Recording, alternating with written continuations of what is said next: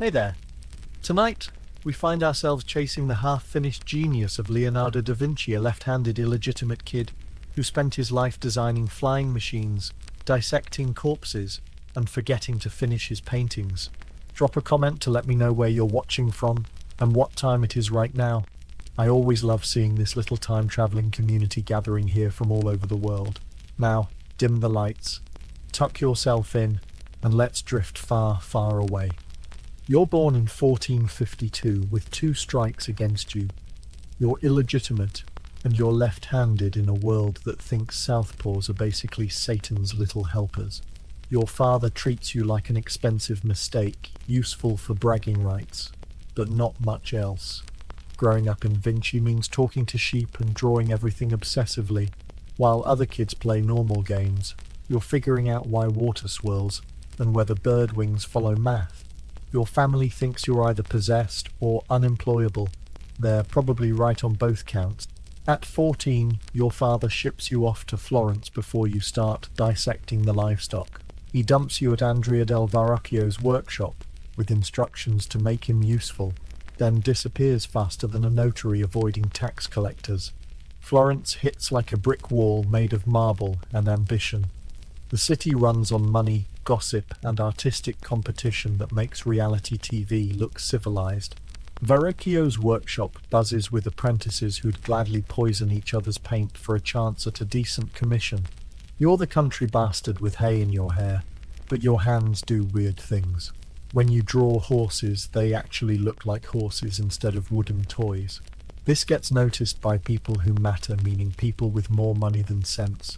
The workshop operates like a medieval startup with impossible deadlines and a boss who steals credit. You learn to grind pigments without whining and hold brushes like extensions of your soul. But the real education is learning how light actually works when it hits stuff. Then Verrocchio lets you paint an angel in his baptism scene. You pour everything into that angel's face, and when the master sees it, his expression suggests you just performed a miracle that makes his work look like finger painting. Other apprentices start treating you differently. Part respect, part terror, part calculation about whether to befriend or sabotage you. You've just crossed the line from promising student to actual threat to everyone's future employment. Welcome to Renaissance art, kid. You're about to spend your life making other people feel inadequate. By 1472, you're officially a guild member, which sounds impressive until you realize it's basically a medieval unemployment office for people who know which end of a brush to hold. Guild membership gets you exactly one thing: the legal right to starve while calling yourself a professional. Your first independent commissions teach you that talent and business sense mix like oil and water. The monks want an altarpiece that'll make people forget their sins and remember their wallets. They offer payment in prayers and exposure. You accept because eating is optional when building a reputation. Florence operates like Renaissance LinkedIn. Everything depends on who you know and how well you network at wine-soaked parties. The Medici family owns cultural credibility. One recommendation from Lorenzo sets you for life. Forgetting it requires navigating politics that make Game of Thrones look like kindergarten. The artistic competition resembles a polite knife fight with paintbrushes. Botticelli creates ethereal women who look like they're floating through better dimensions. Ghirlandaio paints fabric so real you want to check price tags. You're the guy who starts brilliant paintings then wanders off to investigate why birds don't fall. Your reputation for artistic ADHD follows you around like a loyal but embarrassing dog. Clients start asking about completion dates. Some hire more reliable artists who deliver mediocre work on time instead of genius work, maybe never. But Florence teaches you intellectual diversification. Why just paint when you could design stage sets, plan irrigation, and invent machines that won't work for centuries? Renaissance Florence doesn't believe in job descriptions, just opportunities for people shameless enough to claim expertise they're making up. Your illegitimate birth becomes an advantage. You're not trapped in any social class. Free to schmooze everyone from merchants to monks. You're a social chameleon, adapting conversations to get closer to your next meal. By decade's end, you've established yourself as Florence's most promising lunatic. Not reliable, definitely not prolific, but absolutely most likely to attempt something never tried before. Your reputation is starting to buy access to interesting problems with wealthy patrons who can afford your particular brand of genius-adjacent chaos. Lorenzo de' Medici doesn't just rule Florence. He curates it like the world's most expensive art collection. By the late 1470s, you're part of his Renaissance all-star team. Getting invited to the Medici court is like winning the lottery. If lottery winners had to worry about political assassination, Lorenzo has turned cultural patronage into soft warfare. His dinner parties pack more intellectual firepower than most universities. You're invited because your brain entertains Lorenzo and occasionally produces innovations that make Florence look smarter than Rome. When Lorenzo casually mentions wanting a mechanical lion that walks and opens its chest to reveal French lilies, you don't ask why, you start sketching. The lion becomes your first masterpiece of ridiculous engineering, walking diplomatic metaphor that proves you can make metal perform impossible tricks. The Medici Gardens become your playground for experiments that would get you arrested elsewhere. Lorenzo quietly encourages your anatomical investigations, providing corpses and ignoring church complaints about your midnight dissection sessions. Then comes 4078 and the Patsy Conspiracy. You're close enough to smell blood when assassins try turning Lorenzo and his brother into martyrs for competitive banking. Giuliano dies. Lorenzo survives with wounds deeper than physical cuts. The failed coup teaches you that proximity to power comes with occupational hazards no artistic talent can deflect. Lorenzo's revenge is creative and thorough. Bodies swing from palace windows like gruesome decorations as Florence settles scores. You learn to read political weather, when to be visible versus when to disappear into your workshop. Your relationship with Lorenzo deepens beyond boss-employee dynamics. He recognizes your mind works like a Renaissance Swiss Army knife. When he wants entertainments making visiting dignitaries feel like they've stumbled into advanced civilization, you devise mechanical marvels, blurring theatre and sorcery. The intellectual atmosphere feeds your obsession with universal principles connecting everything. Conversations with brilliant philosophers about math, beauty and knowledge seep into your work. You start seeing patterns everywhere, shell spirals, echo hair curls, which mirror water vortexes. But Lorenzo's court is also a beautiful prison. Your innovations serve Medici politics. Your presence demonstrates their sophistication. Your genius reflects their talent, attracting ability.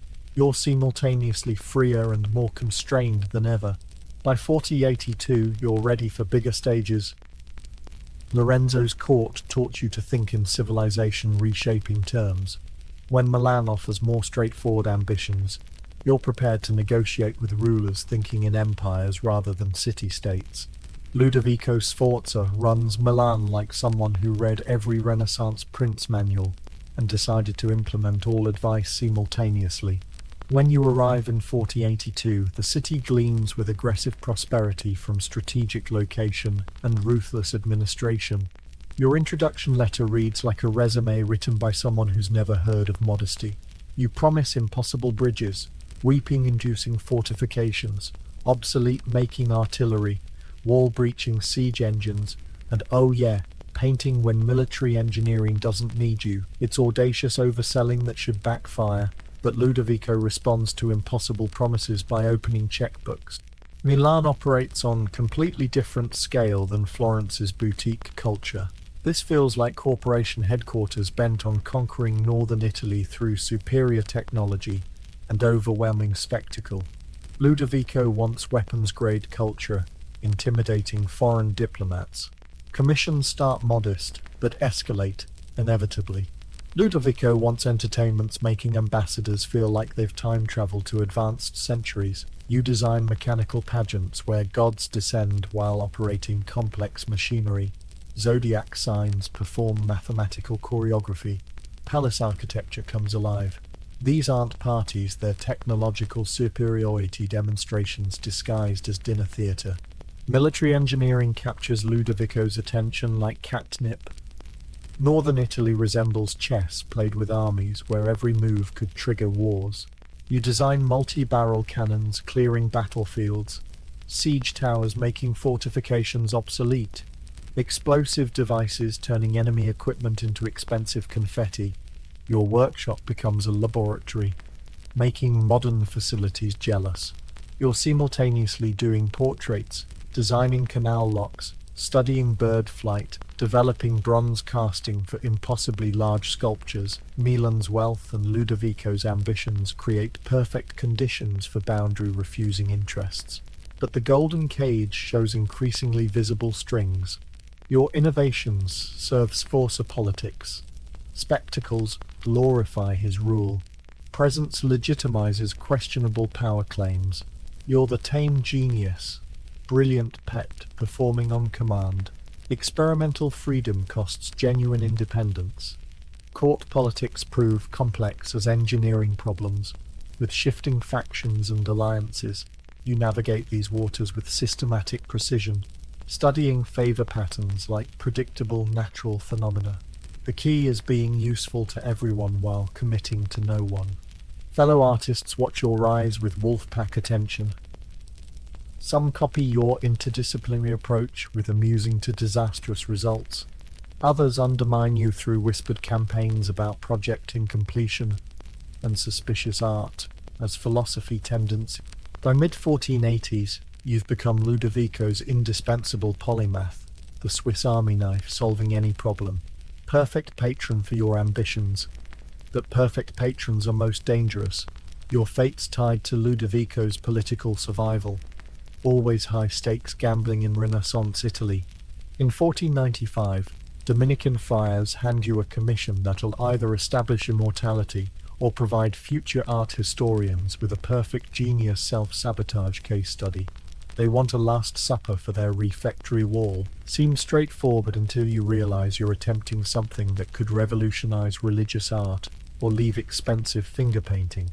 Traditional frescoes require speed painting on wet plaster, timed exam masterpiece creation. But your vision demands subtlety fresco, makes impossible. You want Christ's betrayal announcement, plus the psychological tsunami following, that requires finesse traditional techniques can't provide. So you invent new painting methods because apparently life isn't complicated enough. You experiment with oil and temper on dry wall, creating slow work surfaces, building meaning layers.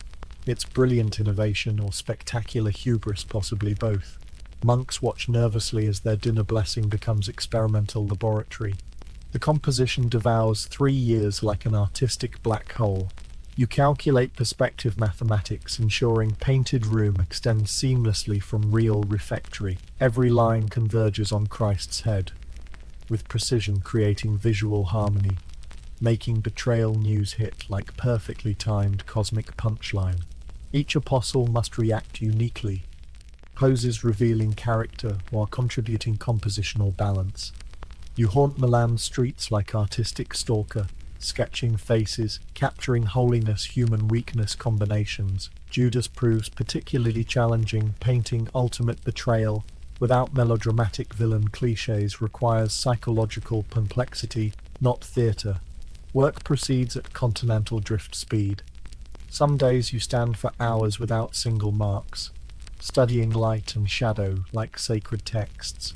Other days you paint with demonic intensity until assistants remind you humans need food and sleep. Friars wonder if their blessing accidentally summoned artistic possession. Your experimental technique creates anticipated problems. Paint doesn't stick like traditional fresco. You can see deterioration starting. You're creating self-destroying masterpieces, racing time to complete something that might not survive your lifetime. The irony cuts glass, but visitor reactions show technical problems, pale beside artistic achievement. Painted apostles, seen breathing, arguing, wrestling with everything changing news. Christ sits centered with terrible calm, knowing exactly what's coming. Word spreads throughout northern Italy before completion. Artist pilgrimage to see century-stumping problem solutions. French court sends spies. Even the Pope expresses interest. You're not just creating art, you're establishing standards, making future religious commissions feel inadequate. By 1498, work is essentially complete, though you continue microscopic adjustments. The Last Supper became exactly what you hoped and feared: impossibly surpassable success, expectation-changing innovation. You've created your masterpiece, and the artistic prison where you'll spend remaining career compared to your own impossible standards. While The Last Supper establishes artistic immortality, military engineering keeps you alive, literally. Northern Italy resembles powder kegs surrounded by match-playing people with poor impulse control. Your notebooks fill with brilliance, madness designs, assistant-powered tanks, multi-directional cannons, IKEA fast bridges, hopefully with better results. The 1494 French invasion transforms theoretical war machines into urgent necessities. 8th Charles' army descends like strategic natural disasters, and every Italian prince scrambles for innovations, preventing territorial French footnote status. Your fortification, mobile artillery, and siege engine designs are no longer amusing diversions. They're independence versus French learning differences. But flying machines capture deepest obsessions and most spectacular failures. You study birds with cosmic code cracking intensity. Notebooks become ornithological treatises mixed with centuries-ahead aerodynamic theory. You sketch bat mimicking wings, eagle copying others, pure mathematical gravity solutions. Actual flight attempts test empirical research commitment in unanticipated ways, working with assistants who've learned not questioning unusual requests, hopefully with good life insurance. You construct bird study-based wings testing from increasingly optimistic heights. Results are educational. You learn theoretical understanding and practical achievement, a broken bone measured chasms. Your workshop becomes Renaissance Q division, simultaneously developing marsh draining pumps, textile revolutionizing bobbing windows, strength multiplying gear systems, light bending optical devices. Everything connects in knowledge webs, making you invaluable to smart patrons, wealthy enough, funding decade uncertain investigations. Military applications prove immediately useful to Ludovico, who appreciates unfair neighbor advantages. Your fortress improvements incorporate water flow principles, cannonball deflecting walls like river redirecting riverbeds. Siege engines use flying machine discovered mechanics. It's all one giant force work investigation. But flying machines remain magnificent obsessions, haunting dreams and nightmares. You're convinced solutions lie not just bird copying, but understanding mathematical relationships governing fluid medium motion. Beautiful theories taking centuries, proving decades longer, implementing successfully. French threats intensify military research in not yet invented war directions. Mobile bridges, battlefield clearing crossbows, enemy equipment fireworking explosives push you into artist never considered areas. You're not just designing weapons, you're systematically thinking technology, tipping competing forces. Your anatomical studies serve multiple purposes like Renaissance knowledge. Swiss Army knives, muscle mechanics help efficient machine design. Circulation insights inform hydraulic engineering. Eye-light processing informs optical experiments. You're developing integrated approaches, treating human bodies as ultimate engineering achievements worthy systematic study and careful imitation. By 1490's end, reputation extends far beyond Milan. Other princes court services with life-setting offers if you could focus one project long enough finishing, but completion's never been your strength, you're more discovery process. Interested than creation product focused, more question fascinated than answer satisfied. This makes you simultaneously most valuable and most frustrating genius generation, career enhancing and personally exhausting position.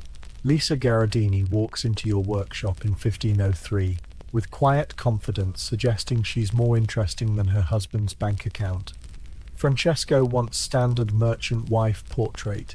You expect routine bill-paying work. You have no idea you're about to paint history's most famous face and drive art students insane for centuries. First sessions reveal something unusual about Lisa's face having nothing to do with Renaissance beauty standards. She's not ethereal like Botticelli's floating goddesses, or dramatically perfect like classical sculptures. She possesses intelligent, slightly amused expressions suggesting secret knowledge and finding your reputation entertainingly overblown.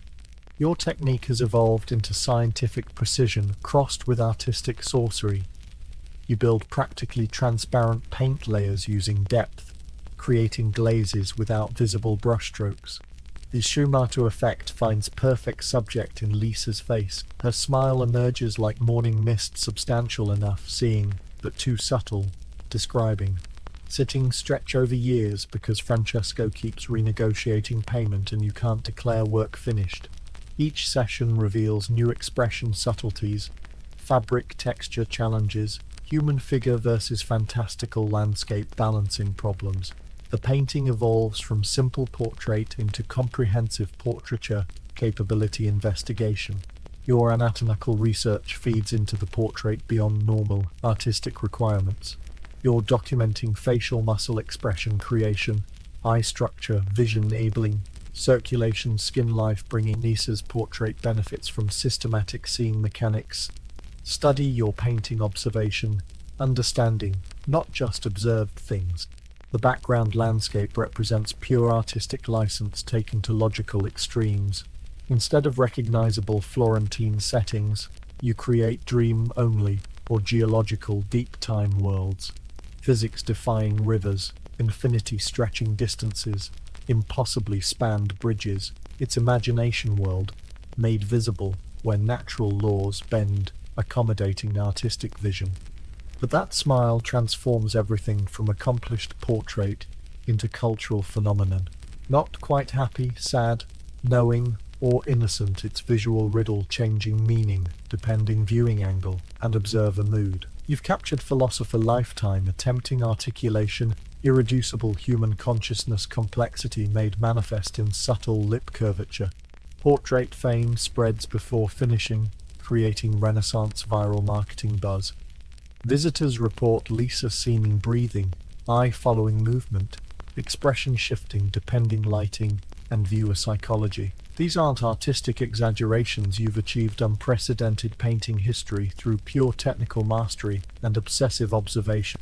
Francesco eventually gives up collecting commissioned portraits, probably realizing arguing completion deadlines with Leonardo da Vinci resembles negotiating with natural forces technically possible, but ultimately futile. Commission becomes less important than painting evolving beyond original intentions into pure human appearance and psychological presence research.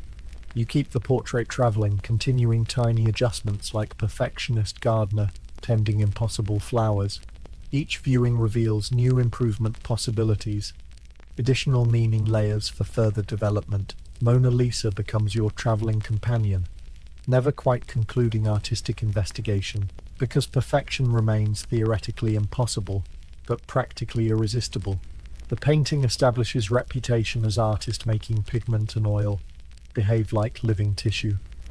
Every subsequent portrait commission comes weighted with psychological penetration and technical virtuosity, miracle expectations. You've set standards torturing portrait painters for centuries, creating definitive answers about painting's ultimate capabilities when unlimited ambition meets flawless execution.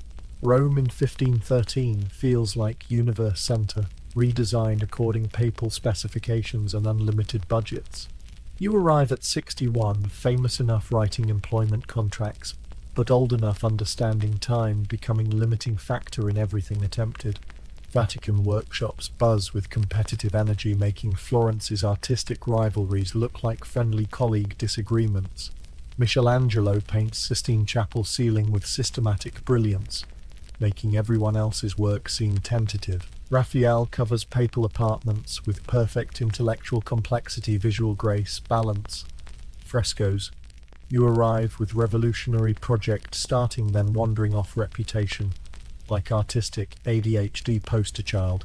Pope Leo X remembers you from Lorenzo's court and understands exactly what he's hiring, brilliant problem solver whose mind produces either spectacular innovations or spectacular disasters, depending mysterious normal psychology variables. First commission involves designing sunlight-focusing mirror systems, heating papal bathwater, optics, engineering, and practical luxury combining. But Rome presents bureaucratic frustrations you haven't encountered since early, struggling Florence days.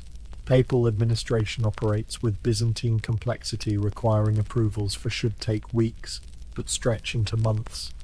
Projects. Your incompletion reputation becomes serious liability, with administrators wanting detailed timelines and binding completion commitments with penalty clauses.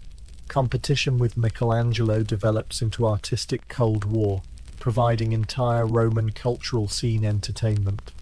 He's 15 years younger, works stone instead paint, possesses focused intensity, ignoring everything except immediate project requirements. You represent opposite approach into the Tiffany curiosity, treating every commission as art, science, and human knowledge acquisition investigation opportunities.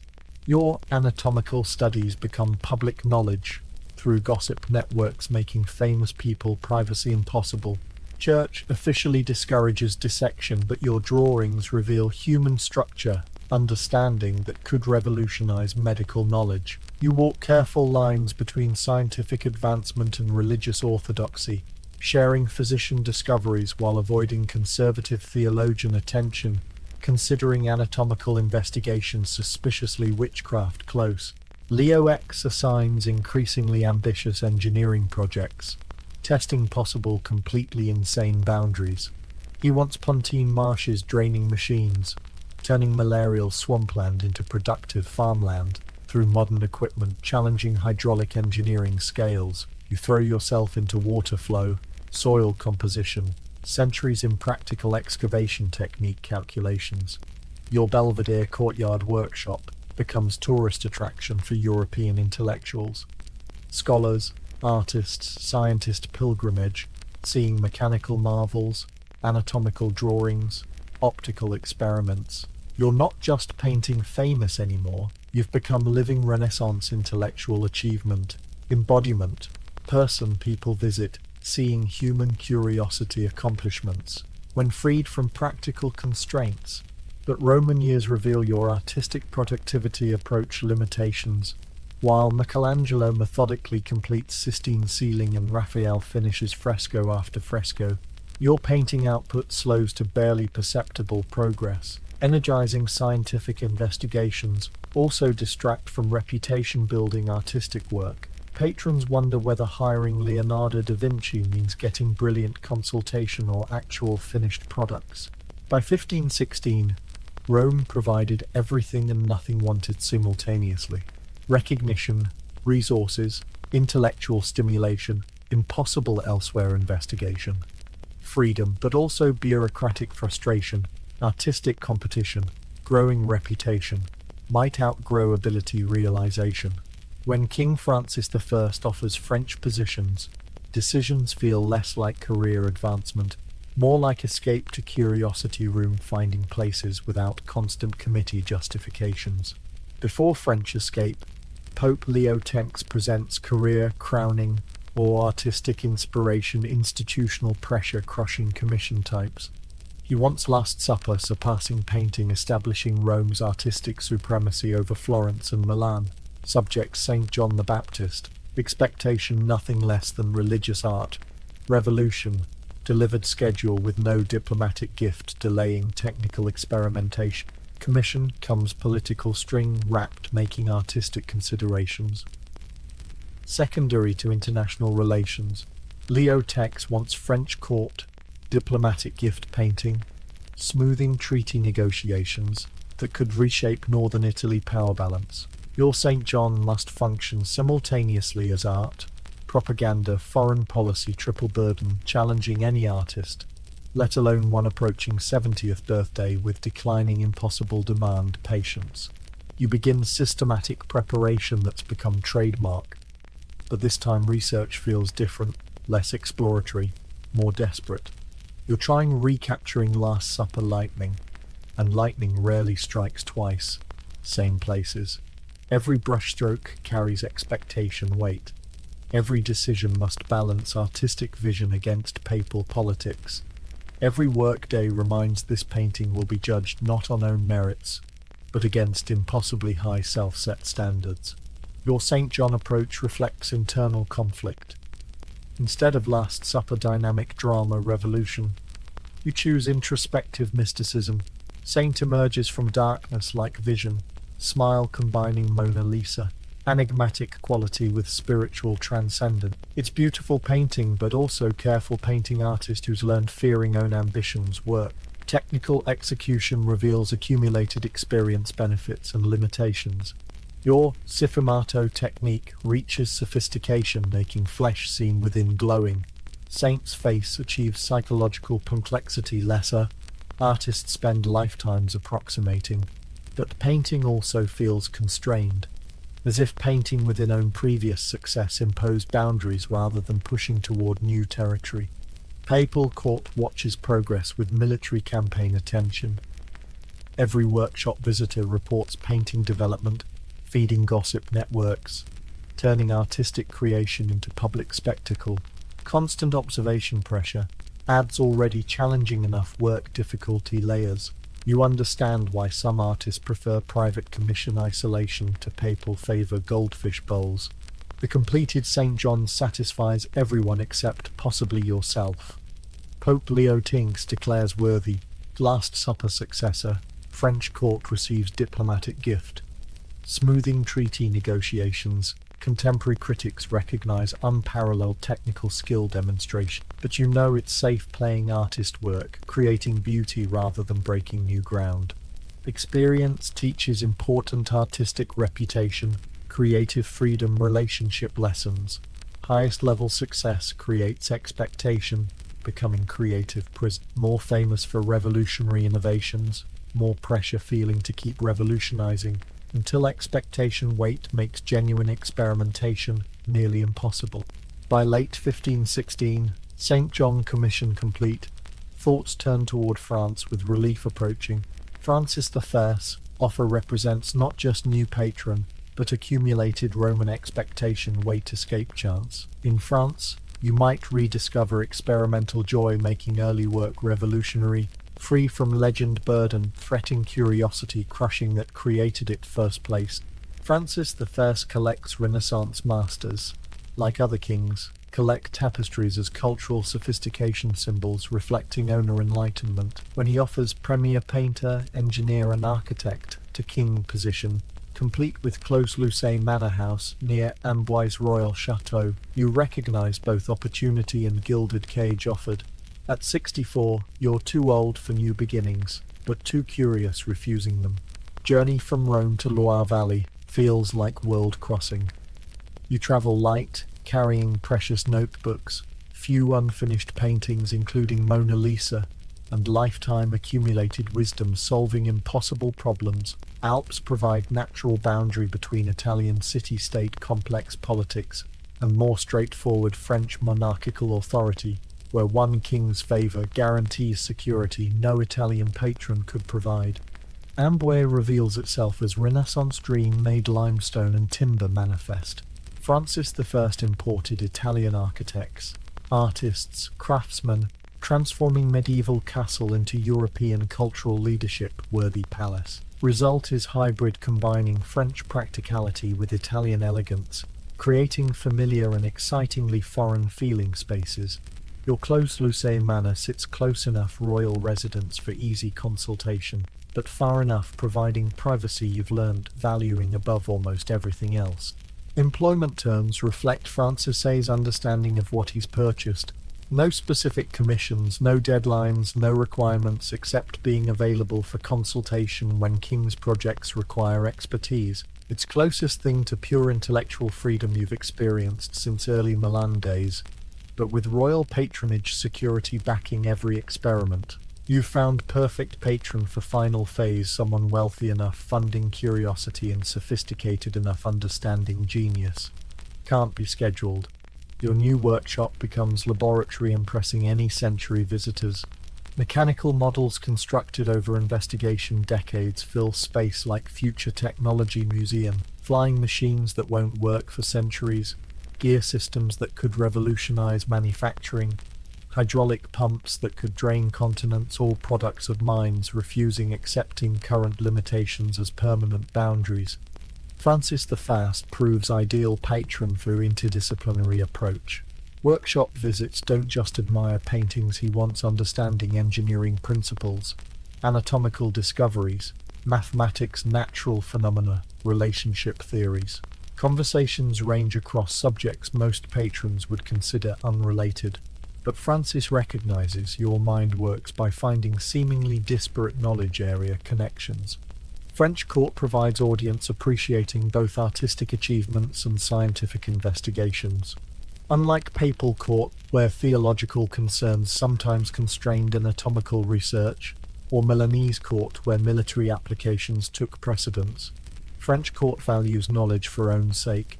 Your notebooks from this period reflect intellectual freedom. Observations flow freely between artistic, scientific, philosophical subjects without other environment-imposed artificial boundaries. But age asserts itself in ways decades intellectual vigor couldn't prevent.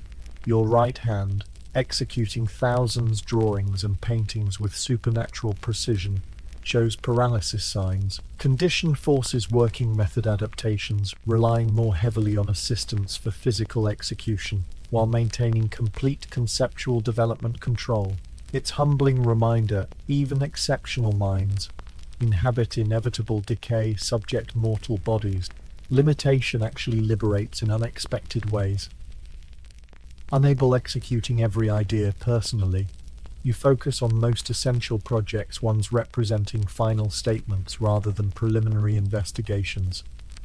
Anatomical studies achieve systematic completeness, earlier work only approached. Mechanical designs reach theoretical sophistication, practical concerns no longer constrain. Your king relationship develops into friendship closer than patronage. Francis I genuinely enjoys your company, finds conversation stimulating, appreciates international prestige from employing Europe's most famous living artist. Regular Amboise dinners become intellectual salons where art, science, politics, philosophy merge into wide-ranging discussions, making court life bearable for your level operating minds. Human body has been your most consistent investigation subject for 3 decades, but only in France do you finally have freedom pursuing anatomical research without ecclesiastical interference or political complications. Your Marcantonio della Torre partnership ended with his premature plague death in 1511, but foundation he helped establish continues supporting investigations, pushing medical knowledge boundaries into uncharted territory. Your workshop transforms into secret medical school after dark, when daylight visitors depart and you can pursue research, still making religious authorities nervous. Bodies come from Amboise hospital, criminals, paupers, plague victims whose deaths serve greater purpose, advancing human construction understanding. Drawings document not just what bodies contain, but how miraculous flesh and bone machinery actually function. Technical anatomical illustration challenges force developing artistic techniques that won't be matched for centuries. How do you draw blood vessel branching patterns so viewers understand circulation system 3-dimensional complexity? How do you illustrate muscle layered structure so mechanical relationships become clear? Solutions combine artistic skill with scientific precision, creating images serving both aesthetic and educational purposes, without compromising either. Anatomical investigations reveal design principles informing all other work. Heart operates as hydraulic pump, more sophisticated than any designed machine. Eye functions as optical instrument, surpassing lens grinding experiments. Skeletal system demonstrates structural engineering, making architectural studies seem elementary by comparison. Nature has already solved every encountered technical problem, if you can just learn reading solutions correctly. Notebooks from this period contain revolutionary insights. Your first person accurately describing heart 4 chambers, understanding how heart valves prevent backflow, mapping coronary blood vessel branching patterns. Human spine drawings show mechanical function understanding that won't be matched by medical textbooks for generations. You're not just documenting human anatomy, you're deciphering engineering principles, making human life possible. But work extracts unanticipated psychological tolls.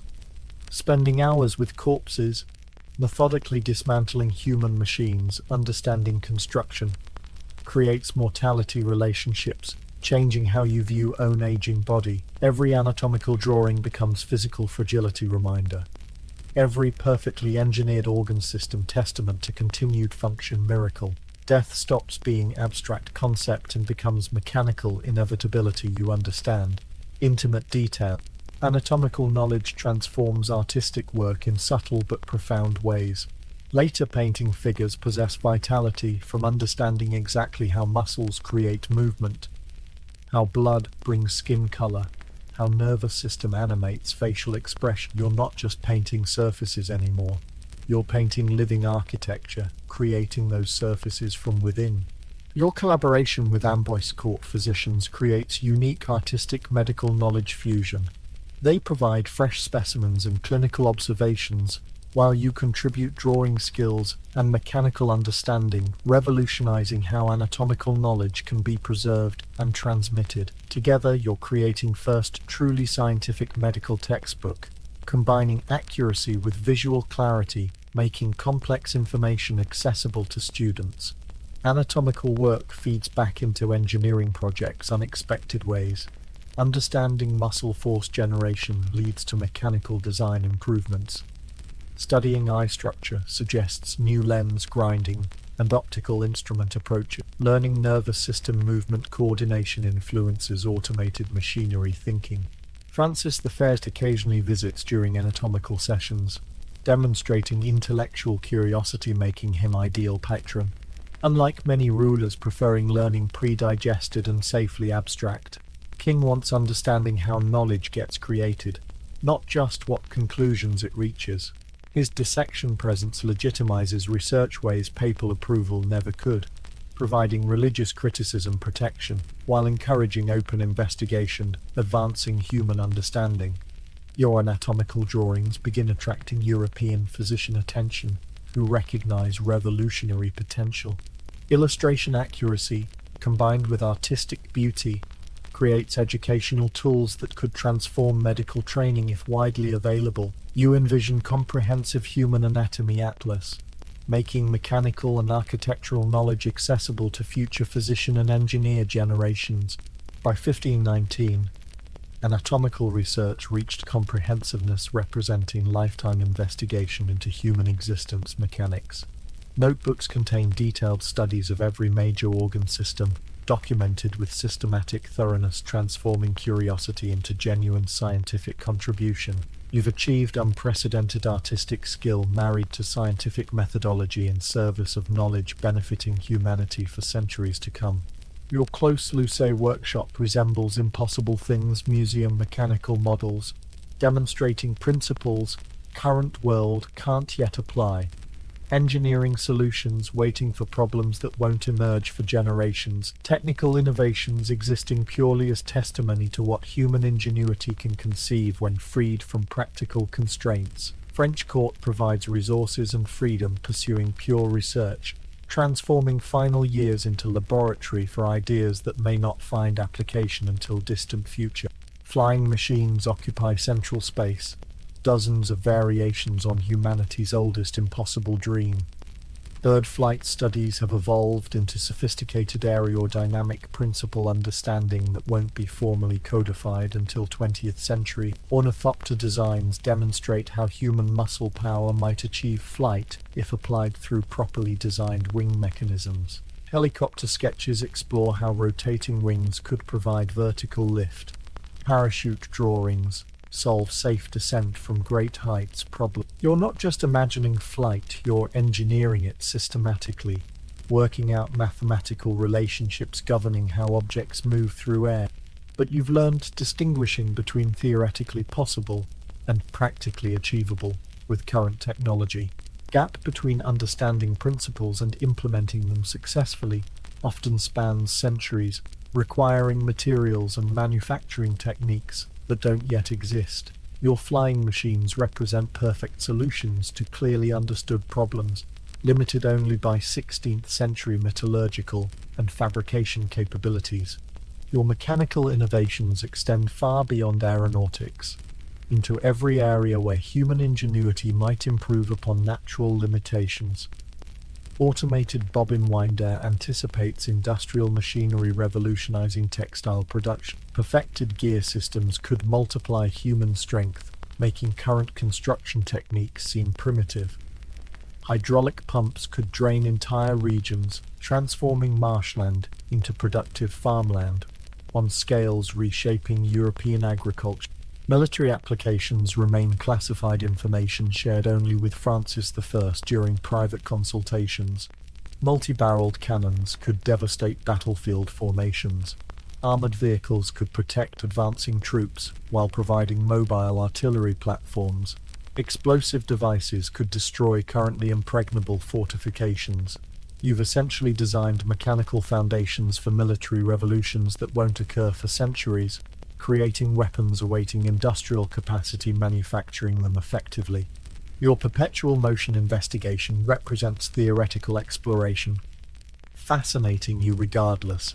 Practical applications. Designs explore how mechanical advantage might be accumulated and stored, how potential energy could convert to kinetic energy with perfect efficiency, how friction might be overcome through engineering ingenuity. These machines can't work according to physical laws you don't yet understand, but investigation teaches fundamental principles about energy and motion, informing all other mechanical designs.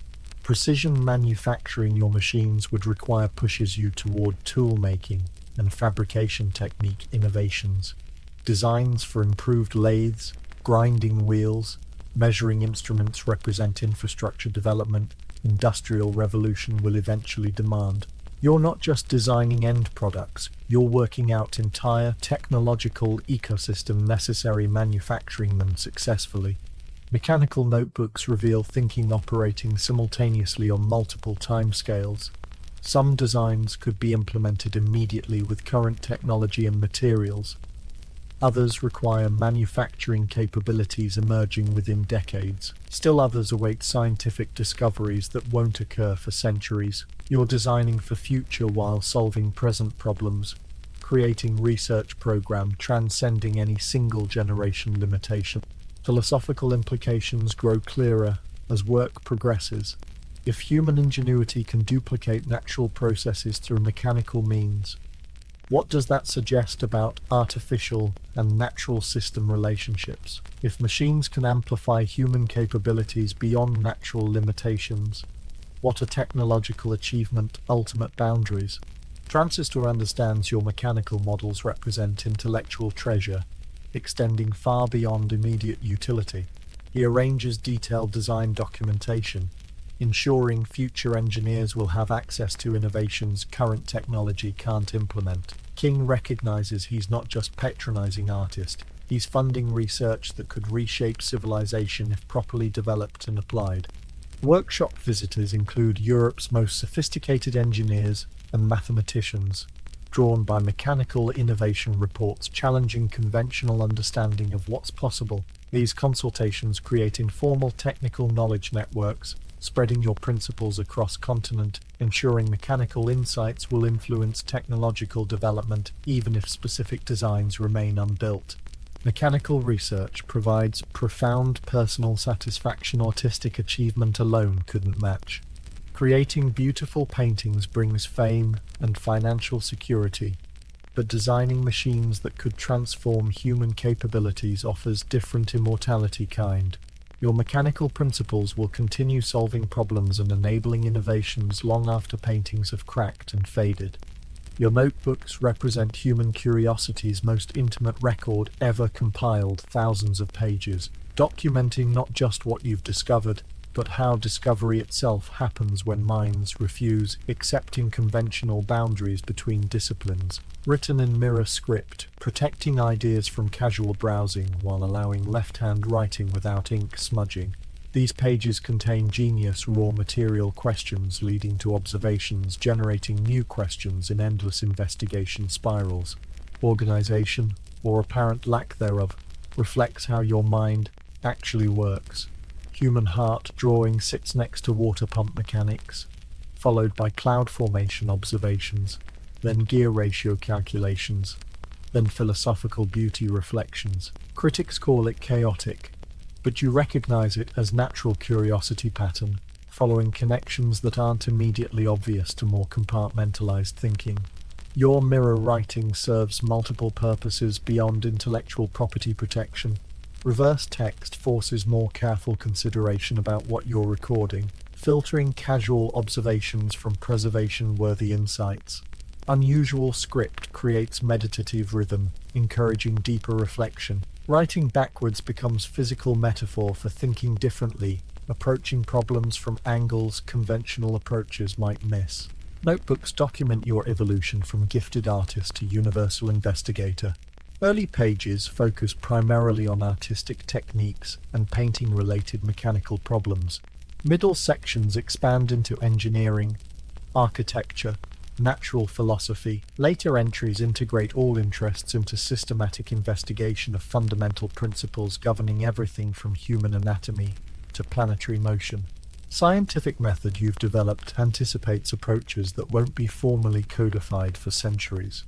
You observe phenomena carefully, document patterns systematically, develop hypotheses explaining what you've seen, then test those hypotheses through experimentation and further observation. This progression from observation to theory to application becomes your standard approach to any attention-capturing subject.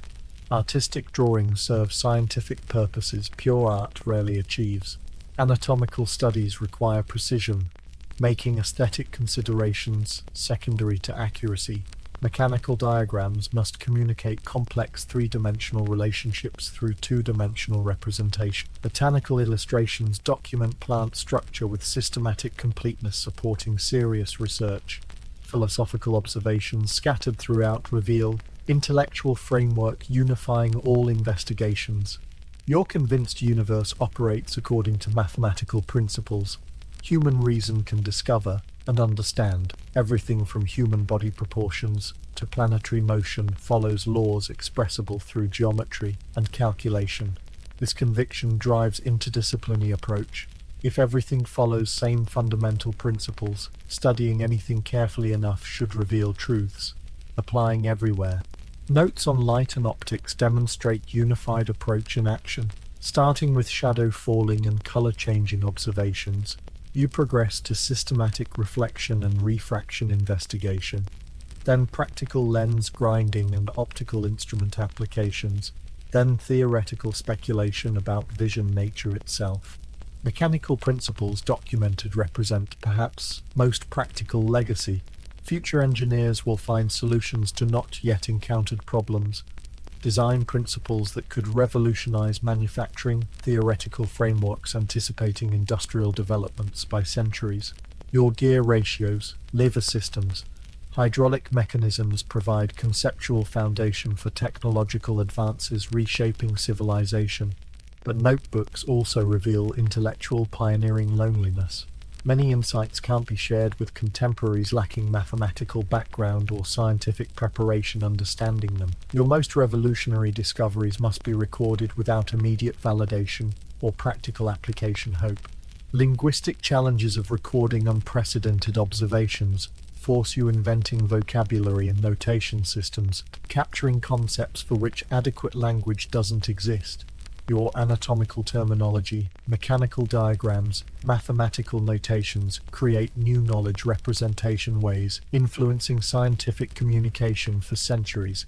By final years, notebooks contain approximately 13,000 pages representing Renaissance intellectual achievements' most comprehensive single individual record. They document not just what one extraordinary mind discovered, but how discovery itself proceeds when curiosity encounters systematic methodology and unlimited investigation time. Your relationships with people have always been complicated by the simple fact that your mind operates on frequencies few others can access. Intellectual isolation from exceptional ability creates distance even from closest people, turning intimacy into luxury genius can rarely afford. Students worship you, lovers struggle understanding you. Friends learn navigating around vast mind territories remaining forever inaccessible to normal human connection.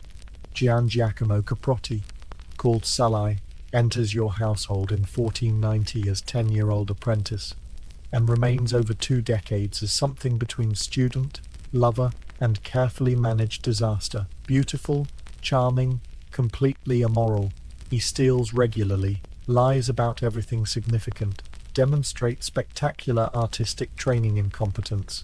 Yet you keep him around, support him financially, include him in your will relationship, mystifying everyone knowing you both. Connection with Salai reveals human costs of intellectual exceptionalism. Boy provides emotional warmth and physical companionship. Scholarly investigations can't supply, but also represents everything your mind finds frustrating: illogical thinking, casual dishonesty, complete indifference to systematic knowledge pursuit. Relationship works because it serves needs, having nothing to do with intellectual compatibility, and everything to do with simple human affection and physical intimacy requirements.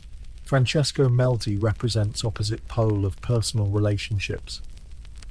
Arriving as student in later years, he brings aristocratic breeding, genuine artistic talent, intellectual sophistication, making real communication possible. He understands work well enough, assisting meaningfully with projects, manages household efficiently, provides respectful companionship, acknowledging genius without intimidation. Melzi becomes never had son, intellectual legacy inheritor, notebook guardian after death. Even most successful relationships operate within constraints imposed by sheer mental activity scale. Friends and lovers learn accepting significant attention portions will always be devoted to problems they can't share, investigations they can't follow, creative processes excluding them entirely. You exist simultaneously on multiple intellectual levels, and most human connections can access only most superficial consciousness layers. Your sexuality, like everything else about you, operates according to principles conventional society finds difficult categorizing. Relationships with male students and assistants clearly extend beyond purely professional boundaries, but exact connection nature remains deliberately ambiguous. In a world where homosexual activity carries severe legal penalties, you maintain careful discretion while pursuing emotional and physical intimacy with young men sharing household and work. Price of genius includes perpetual emotional displacement. Your mind moves too quickly for most social situations, finds too many connections others miss, sees too many implications complicating simple interactions. Casual conversation becomes performance art as you translate actual thoughts into forms that won't overwhelm or alienate companions. Teaching methods reflect isolation even as they attempt bridging it. You can demonstrate techniques, share observations, provide theoretical frameworks, but can't transfer intuitive understanding, making innovations possible. Students learn imitating methods without fully comprehending thinking generating them. Workshop environment attempts solving intellectual isolation through collaborative investigation. Assistants become research capacity extensions, helping document observations, test hypotheses, explore implications individual efforts couldn't pursue simultaneously. Arrangement provides human contact within shared intellectual purpose context, but reinforces hierarchical distance between exceptional capabilities and more limited contributions. Correspondence with European intellectuals creates connection network with minds capable engaging ideas at appropriate levels. Letters with mathematicians, natural philosophers, fellow artists provide outlets for theoretical discussions immediate companions can't support. These primarily written relationships allow precise intellectual exchange. Face-to-face conversation rarely achieves but lack emotional warmth human beings require for psychological health. Public dimension of relationships becomes increasingly complex. As fame grows, everyone meeting you carries reputation-shaped expectations, making genuine human connection nearly impossible. You become self-performance, carefully managing public persona while protecting private vulnerabilities. exceptional ability can't eliminate. Your will reveals emotional landscape, public achievements overshadowed. Melzi receives notebooks and artistic works, intellectual legacy representing life's primary achievement. Salai receives property and money compensation for decades, companionship providing emotional sustenance even as it frustrated artistic ambitions. People closest to you understand they've shared life with someone whose inner experience remained fundamentally inaccessible to normal human connection. They loved, served, learned from, and supported you, but never fully understood what it felt like living inside mind, seeing connections everywhere, questioning everything, refusing accepting any limitation as permanent. Price of genius includes knowing even most intimate relationships operate across understanding gulfs affection alone cannot bridge. Final years at Clos Lucé represent closest approximation to intellectual paradise any mortal mind has achieved. Francis I created conditions allowing pure research flourishing without commercial pressure, political interference, or religious constraint. L'Offali provides setting combining natural beauty with cultural sophistication, where investigations proceed at own pace while benefiting from regular contact with Europe's most advanced thinkers. Your role as King's principal engineer revolves into something closer to chief scientific advisor, consulted on projects ranging from urban planning to military strategy to hydraulic engineering on scales reshaping entire regions. Francis I's ambitions match your appetite for impossible challenges. He wants draining Sologne marshes, redirecting major rivers, creating canal systems, making France Northern Europe's commercial hub. Engineering consultations provide opportunities applying theoretical knowledge developed over research decades.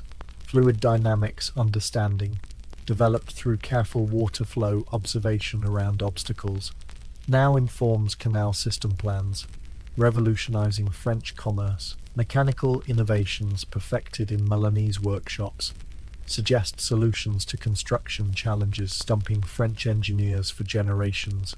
Collaboration with French architects and engineers creates Italian innovation synthesis with French practicality influencing building projects across kingdom. Chateaux rising throughout Loire Valley incorporate design principles you've developed, structural innovations you've perfected, aesthetic solutions balancing engineering efficiency with visual beauty. Hydraulic engineering projects become most ambitious. Practical legacy. Schemes for redirecting Loire River, creating comprehensive canal networks, draining permanently unusable marshland, represent territorial transformation only royal authority could attempt. Plans integrate multiple engineering disciplines into coordinated systems, remaking central France geography. But projects reveal limitations even royal patronage can't overcome. Engineering challenges require construction techniques unavailable for centuries, materials not yet invented, coordination between multiple agencies. Political systems can't sustain over completion required decades. You're designing solutions anticipating technological and administrative capabilities exceeding anything 16th century can provide. Position creates unique opportunities for an intellectual exchange with visiting European scholars, ambassadors, artists. Conversations range across subjects impossible to discuss elsewhere. Theoretical mathematics with Venetian scholars, astronomical observations with German astronomers, artistic techniques with Flemish painters. Loire Valley becomes informal university where ideas cross national boundaries and disciplinary limitations without restriction. Natural setting inspires investigations pure laboratory research couldn't pursue. Surrounding countryside provides opportunities studying geological formations, observing seasonal plant growth changes, documenting weather patterns, investigating animal behavior under natural conditions. Notebooks reflect expanded observation scope, integrating controlled experiments with systematic natural phenomena documentation. Recreation attracts visitors, making pilgrimages, consulting with living Renaissance achievement monument. Cardinals seek architectural project advice. Merchants want engineering solutions to commercial problems. Military commanders request fortification design innovations. These consultations create informal influence networks, spreading ideas across Europe, while providing theoretical research, practical applications, feedback. Physical limitations imposed by age force adaptations, actually enhancing consultant effectiveness. Unable executing detailed drawings personally, you develop techniques communicating complex ideas through simplified sketches, verbal explanations, systematic assistant instruction. Constraint forces essential principle focus rather than elaborate details, creating teaching methods, making sophisticated knowledge accessible to varying preparation level students. Workshop becomes research institution, anticipating modern scientific laboratories. Systematic material organization, careful procedure documentation, collaborative complex investigation approaches, theoretical research integration with practical applications create knowledge, production model that won't be widely adopted until scientific revolution transforms European intellectual culture. Francis I's understanding evolves from simple artistic patronage to recognition. He's funding research advancing French technological capabilities for generations. King begins arranging systematic innovation documentation, ensuring discoveries remain available to French engineers, even after personal consultation becomes impossible. Your French years prove genius flourishes best when freed from practical constraints, while maintaining real-world application connections. Theoretical investigations pursued for pure intellectual satisfaction often suggest practical solutions to problems not otherwise recognized. Balance between abstract research and concrete problem solving creates conditions maximizing both individual creativity and social utility. Death approaches with same systematic inevitability governing all natural processes, but your mind continues generating questions and connections until final moment when consciousness surrenders to mechanical failure. Anatomy studies taught you understanding in precise detail. 1517 stroke paralyzing right hand marks your body's orderly shutdown beginning. But intellectual curiosity remains undimmed even as physical capabilities deteriorate with mathematical precision. Final painting remains unfinished, on easel. St. John the Baptist representing everything learned about light, shadow, and ineffable human consciousness mystery, made visible through pigment and technique. Figure emerges from darkness with luminous presence demonstrating mastery accumulated over investigation decades. Its painting only creatable by someone understanding both light physics and perception psychology. Work proceeds slowly now, each brushstroke requiring careful planning, since damaged hand can no longer execute unconscious precision previous paintings took for granted. But limitation forces different perfection kind. Every canvas mark must be essential. Every color choice must serve multiple purposes. Every compositional decision must balance aesthetic beauty with spiritual meaning. Francesco Malzi has become primary assistant, technique inheritor, and intellectual legacy guardian. Under your direction, he helps execute details your hand can no longer manage, but creative vision remains entirely yours. Collaboration represents knowledge transfer, ensuring discoveries survive individual mortality, passed to students capable advancing investigations one lifetime couldn't complete. Final months notebooks reflect same systematic curiosity driving investigation decades, but with new focus on fundamental questions transcending immediate practical applications. What's relationship between mathematics and beauty? How does consciousness emerge from brain mechanical operations? Can human understanding ever fully comprehend principles governing natural phenomena? Visits from Francis I take increasing poignancy as both king and artist understand remarkable collaboration approaches. Inevitable conclusion. Conversations range across subjects occupying years, mutual exploration, engineering projects, transforming France, artistic innovations, redefining painting accomplishments, philosophical questions about human knowledge, nature, and limitations.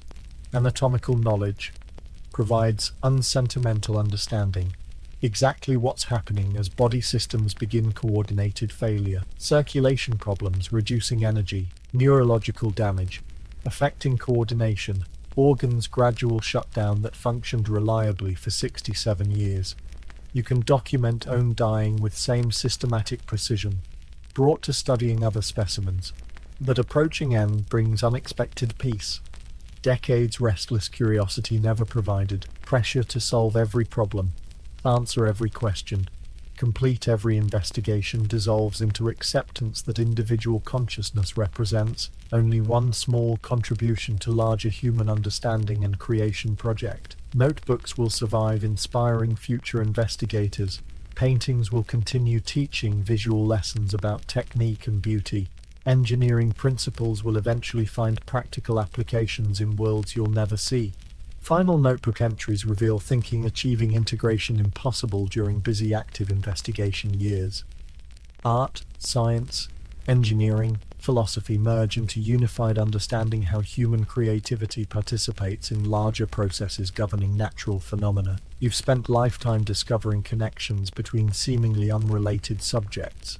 And now, those connections form coherent reality vision as interconnected system where everything influences everything else. Household during final weeks provides intellectual achievement alone could never supply human warmth kind.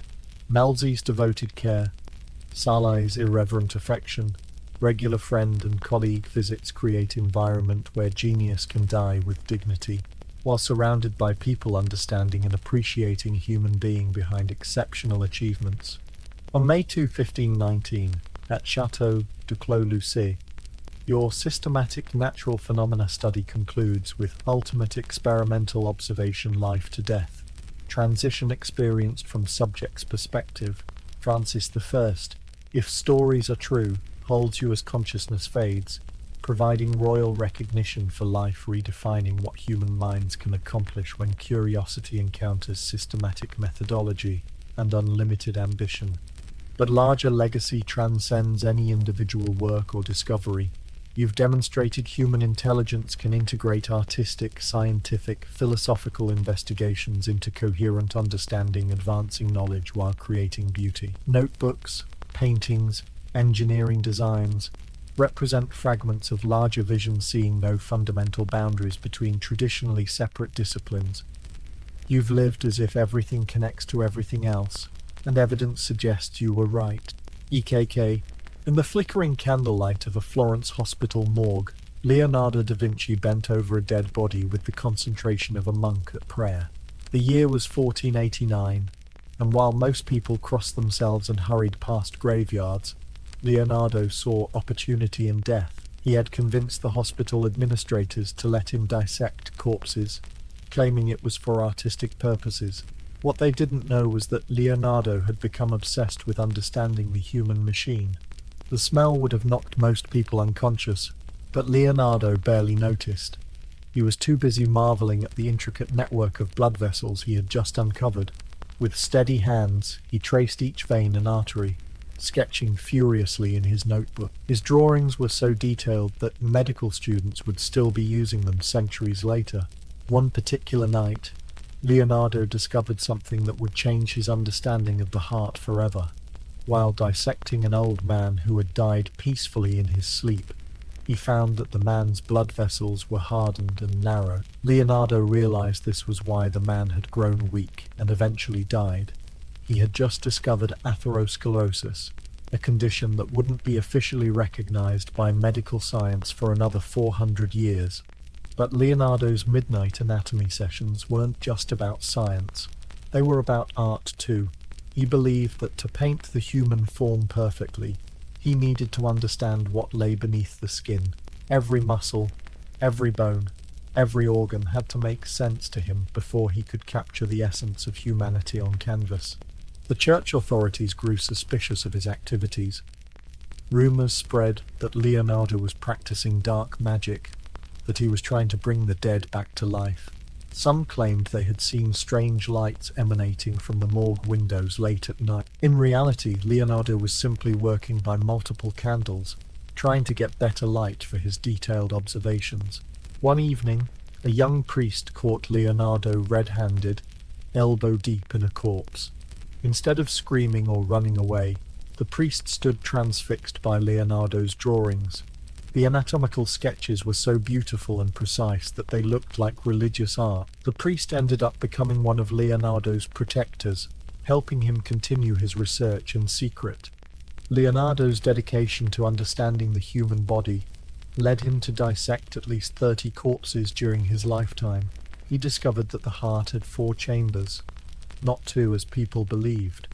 He figured out how the muscles worked together to create movement. He even tried to understand how the eye processed images, leading him to develop theories about optics that were centuries ahead of their time. The most remarkable part of Leonardo's anatomical adventures was his discovery of the baby in the womb. When he dissected a pregnant woman who had died in childbirth, he created drawings of the fetus that were so accurate they could have been photographs. He showed the baby curled up in the womb, connected to the mother by the umbilical cord, surrounded by protective fluid. His drawings revealed the miracle of human development in a way that had never been seen before. These midnight sessions with the dead taught Leonardo that life was far more complex and beautiful than anyone had imagined. Each body told a story, and Leonardo became fluent in reading these stories written in flesh and bone. Leonardo da Vinci was convinced that humans could fly, not with wings strapped to their arms like Icarus, but with carefully designed machines that would carry them through the air like birds. He spent years studying how birds moved, how they caught the wind, how they soared without flapping their wings. His notebooks filled with sketches of wing mechanisms, flying contraptions, and detailed observations of bird flight. The problem was that Leonardo lived in an age where the closest thing to an aircraft was a catapult. Gunpowder was still relatively new. Engines didn't exist, and most people thought the idea of human flight was not just impossible, but blasphemous. God had given wings to birds and angels, not to humans. But Leonardo didn't care about conventional wisdom. He had designed what he called the ornithopter, a flying machine with wings that flapped like a bird's. The pilot would lie on his stomach on a wooden platform, operating the wings with his arms and legs through a complex system of pulleys and cables. Leonardo calculated the wingspan, the weight distribution, and the muscle power needed to achieve flight. The first test was a disaster. Leonardo had convinced his assistant, a young man named Zoroastro, to be the test pilot. They carried the ornithopter to the top of Monte Saccheri, a hill outside Florence. The machine was beautiful, constructed from wood, leather, and silk, with wings that stretched nearly 40 feet from tip to tip. It looked like a giant bat. Zoroastro strapped himself into the contraption, took a deep breath, and launched himself off the cliff. For a brief, glorious moment, it seemed like the machine might actually work. The wings caught the air, and Zoroastro glided forward. Then gravity took over. The ornithopter plummeted toward the ground like a stone wrapped in silk. Zoroastro survived the crash, but broke his leg and several ribs. He spent weeks recovering, during which time he loudly proclaimed that he would never again participate in any of Leonardo's flying experiments. The local villagers, who had gathered to watch the spectacle, decided that Leonardo was either insane or practicing witchcraft. Undeterred by this setback, Leonardo went back to his workshop and redesigned the machine. He realized that human muscle power alone wasn't enough to sustain flight. He needed to find a different approach. This led him to design the helicopter, or as he called it, the aerial screw. The machine looked like a giant corkscrew made of linen. Leonardo theorized that if spun fast enough, it would drill through the air and lift off the ground. He never built a full-sized version of the aerial screw, but he did create small models that actually worked. When spun rapidly and released, these models would fly up toward the ceiling, proving that his principle was sound. Leonardo had invented the helicopter 450 years before the first successful helicopter flight. Leonardo's most practical flying machine design was actually his parachute. He drew a pyramid-shaped canopy made of linen, calculating that it would slow a person's fall enough to survive a jump from a great height. His design was so good that when modern engineers built a parachute according to his specifications and tested it, it worked perfectly. The irony of Leonardo's flying machine adventures was that while he never achieved sustained human flight, his failures taught him more about aerodynamics than anyone else would understand for centuries. His observations about air resistance, lift, and the relationship between wing shape and flight efficiency were remarkably accurate. He just lacked the technology to put his theories into practice. In his later years, Leonardo became fascinated with the idea of a flying machine that didn't require human power. He designed wings that could be adjusted in flight, landing gear that could absorb the shock of touchdown, and even a rudimentary flight control system. His notebooks contained detailed plans for what essentially amounted to a glider with sophisticated controls. The tragedy of Leonardo's flying machine experiments was that he was born too early. With a small engine, his designs might have worked. But in an age of muscle power and simple tools, human flight remained just beyond his reach. Still, every time he watched a bird soar overhead, Leonardo couldn't help but smile. He knew that someday, somehow, humans would join them in the sky. When the Duke of Milan commissioned Leonardo da Vinci to paint the Last Supper on the wall of the Santa Maria delle Grazie monastery, everyone expected him to use the traditional fresco technique.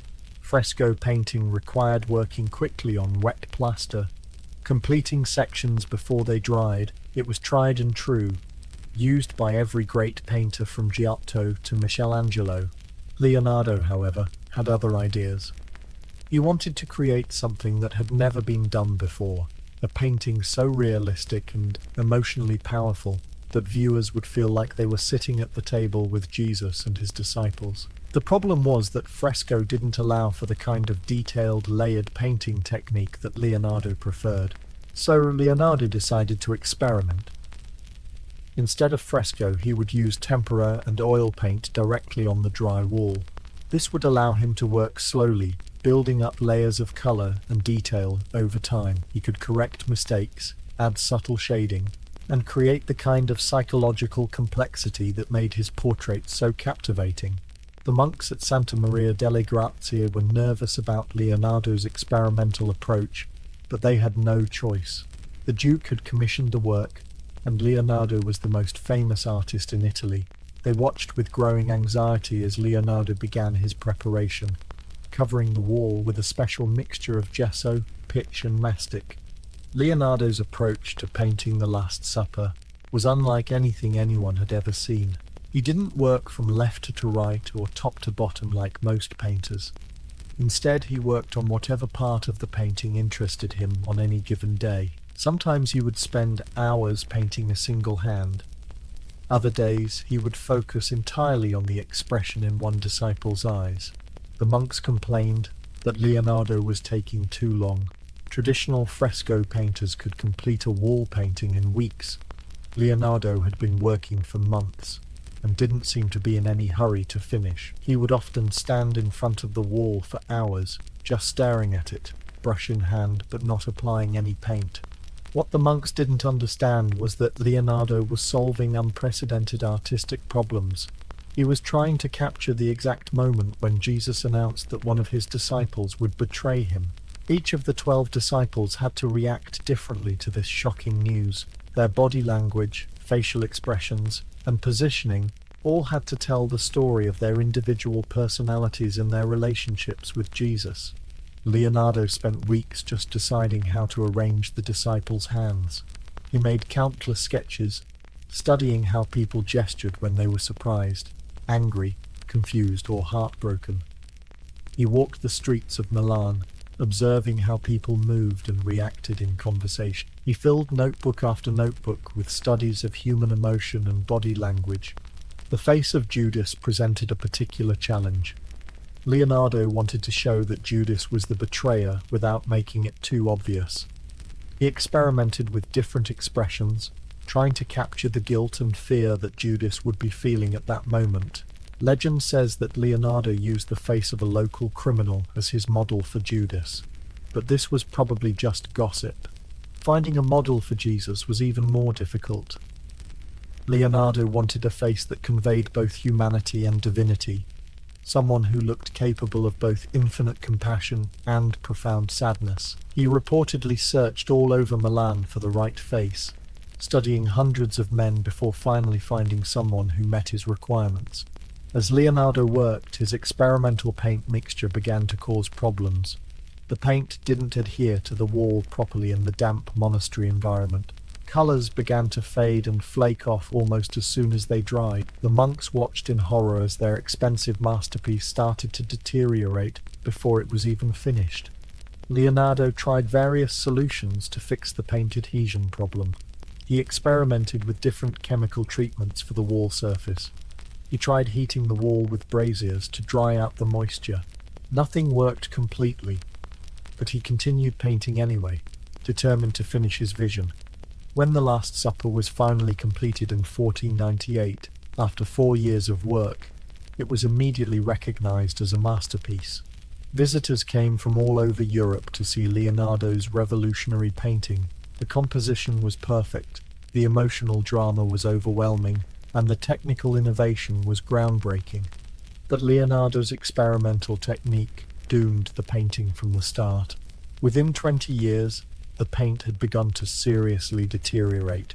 Within 50 years, much of the original detail was gone. The very innovation that made the painting possible also ensured that it would slowly destroy itself. The irony of The Last Supper is that Leonardo's greatest painting success was also his greatest technical failure.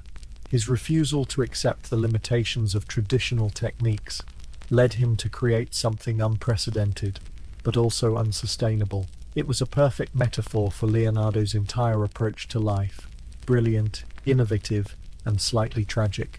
Leonardo da Vinci wrote backwards. Not occasionally, not for special codes or secret messages, but for everything. His grocery lists, his scientific observations, his personal thoughts, his engineering plans, all written in mirror script, readable only when held up to a looking glass. Thousands of pages of notes, all flowing from right to left in elegant, flowing script that looked like normal writing viewed in a mirror. Most people assumed this backward writing was Leonardo's way of keeping his ideas secret.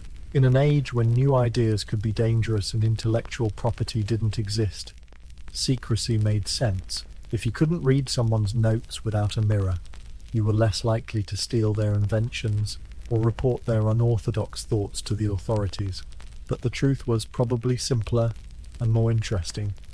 Leonardo was left-handed, and in his time, ink was made from materials that stayed wet much longer than modern ink. When a left-handed person wrote normally, their hand would smear across the wet ink, creating an illegible mess and staining their hand black. Writing backwards solved both problems.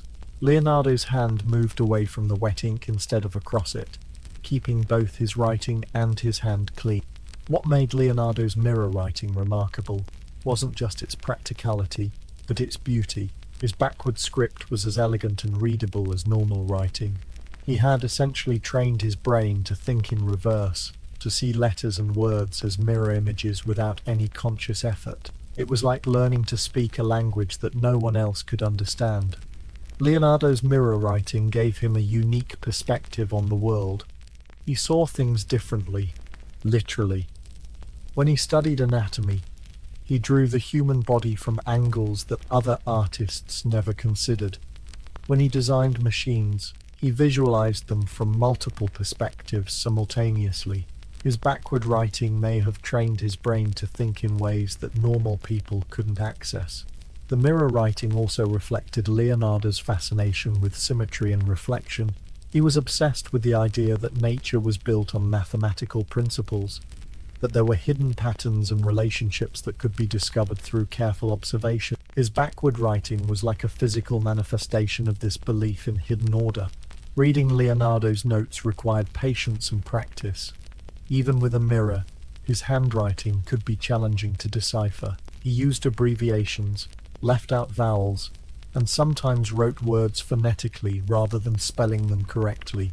His thoughts jumped from topic to topic without warning. One page might contain observations about water flow, sketches of flowers, notes about paint mixing, and calculations for a flying machine. The mirror writing also revealed Leonardo's personality in ways that normal writing might not have. Because he was writing for himself, not for others to read, his notes were completely honest and unfiltered. He recorded his frustrations, his excitement about new discoveries, his doubts about his own abilities. The backward script created a kind of privacy that allowed Leonardo to be completely himself on paper. Some of Leonardo's most important discoveries were buried in his mirror writing. His observations about the circulation of blood, his theories about geology, his insights into optics and engineering, all recorded in script that looked like gibberish to anyone without a mirror. It's amazing to think that some of history's greatest scientific insights were hidden in plain sight, waiting for someone to hold them up to a looking glass. The irony of Leonardo's mirror writing was that while it kept his ideas secret during his lifetime, it also ensured that many of his discoveries would be lost for centuries. His notes were scattered after his death, and most people who found them assumed they were worthless scribbles. It wasn't until scholars began systematically studying his work in the 19th century that the full scope of his genius became apparent. Leonardo's mirror writing also influenced his art in subtle ways. His understanding of reflection and symmetry can be seen in paintings like the Mona Lisa, where the composition is perfectly balanced but not quite symmetrical. He understood how the human eye processed reflected images, and he used this knowledge to create paintings that seemed to have a life of their own. In his later years, Leonardo became so accustomed to mirror writing that he sometimes forgot other people couldn't read it. He would write notes to assistants or colleagues in his backward script, then wonder why they looked confused when he handed them the paper. His brain had become so adapted to thinking in reverse that normal writing sometimes felt awkward and unnatural. The mystery of Leonardo's mirror writing continues to fascinate scholars today. Some believe it was a conscious choice to protect his ideas. Others think it was simply a practical solution to a left-handed writer's problem. But perhaps the most intriguing possibility is that Leonardo's backward writing was a window into a mind that naturally saw the world differently than everyone else. In 1495, Leonardo da Vinci unveiled one of his most ambitious and bizarre creations at the court of Duke Ludovico Sforza in Milan. It wasn't a painting or a sculpture, but a life-sized mechanical knight made of bronze and steel. The robot knight could sit, stand, walk, and even move its arms and head. It was powered by an ingenious system of pulleys, gears, and cables, all hidden inside the armor.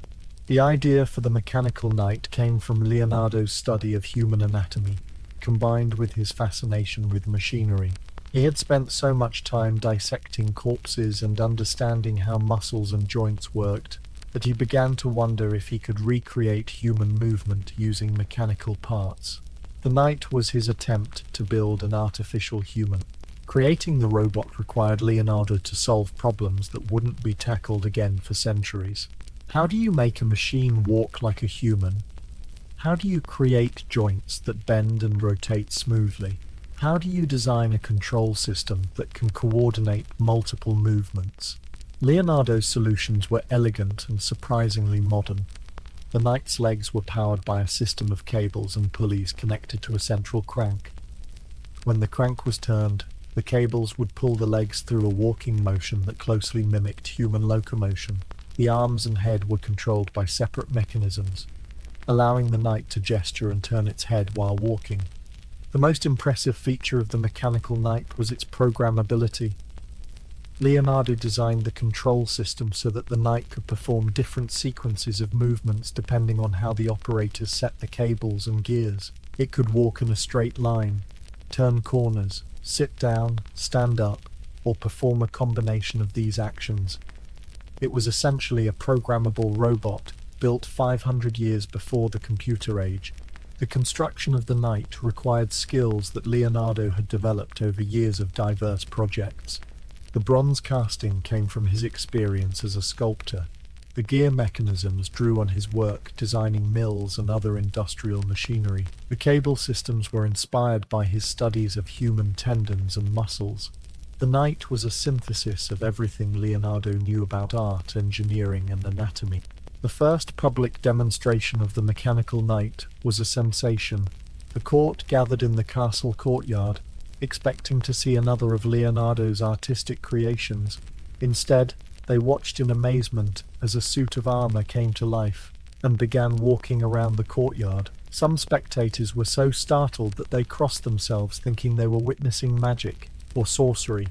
The knight's movements were smooth and lifelike, but also slightly unsettling. It walked with a steady, measured pace that was recognizably human, but somehow not quite right. The head turned with mechanical precision, and the arms moved in gestures that seemed purposeful, but emotionally empty. It was like watching a ghost inhabit a suit of armor. Duke Ludovico was delighted with the mechanical knight, and used it to entertain visiting dignitaries. The robot became one of the most talked about attractions at the Milan court. Visitors would come from other cities just to see the walking knight, and stories about Leonardo's creation spread throughout Italy and beyond. But the mechanical knight was more than just entertainment. Leonardo saw it as a proof of concept for larger ideas about the relationship between humans and machines. He believed that by understanding how the human body worked, engineers could create machines that could perform human tasks. The knight was his first step toward a vision of mechanical workers and artificial beings. The knight also represented Leonardo's belief that the boundary between art and science was artificial. The robot was simultaneously a work of engineering and a work of art. Its movements were beautiful as well as functional. The bronze armor was crafted with the same attention to detail that Leonardo brought to his paintings and sculptures. Unfortunately, the mechanical knight was destroyed when French forces invaded Milan in 1499. The bronze was melted down to make cannons, and the intricate internal mechanisms were lost forever. Only Leonardo's sketches and notes survived, providing tantalizing glimpses of what may have been the world's first humanoid robot. Modern engineers who have studied Leonardo's plans have been amazed by their sophistication. His understanding of mechanical principles was centuries ahead of his time. When researchers built a replica of the knight based on his drawings, they found that it worked exactly as Leonardo had designed it. The 500-year-old robot plans were still perfectly functional. The mechanical knight represented the intersection of all Leonardo's interests: art, science, engineering, and human nature. It was a machine that moved like a human, a work of art that demonstrated scientific principles, and a glimpse into a future where the line between human and artificial intelligence would become increasingly blurred. Leonardo da Vinci's most heartbreaking failure was also his most ambitious project.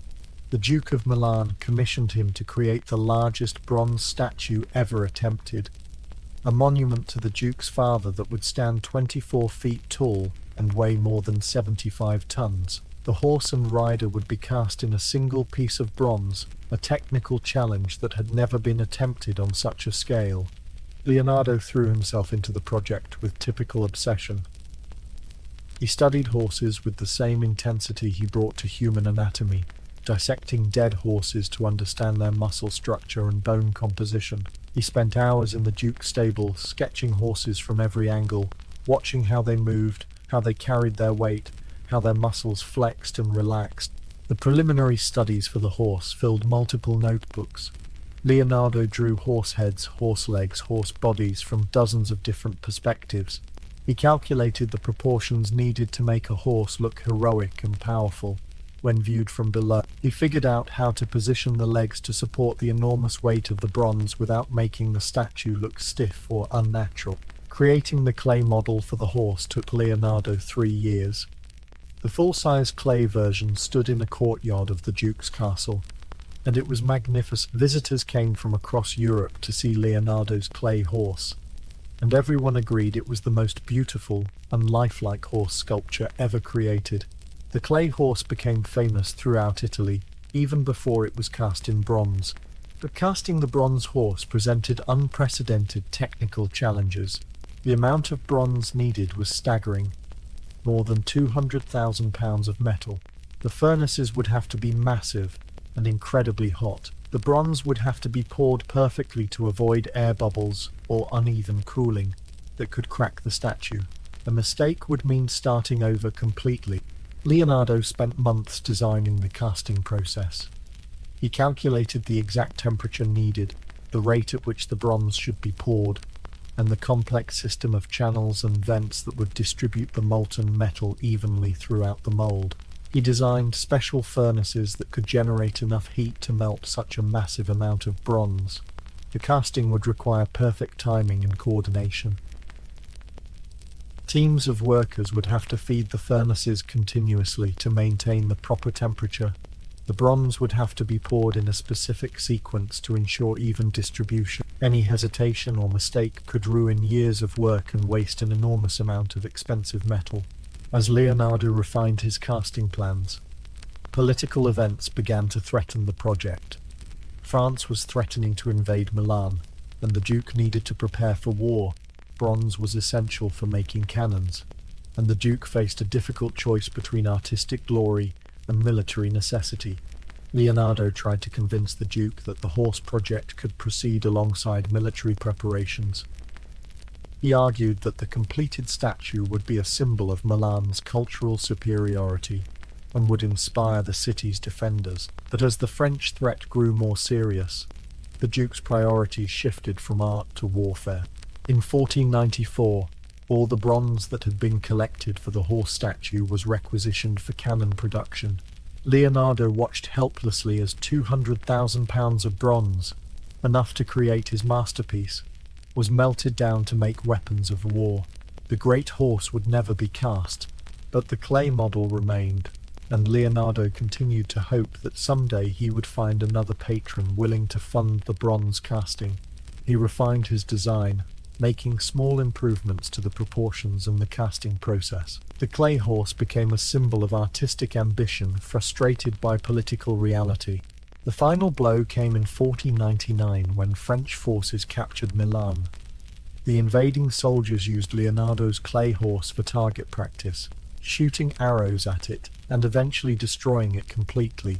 20 years of work was reduced to rubble in a matter of days. The greatest statue never made was now not even a memory.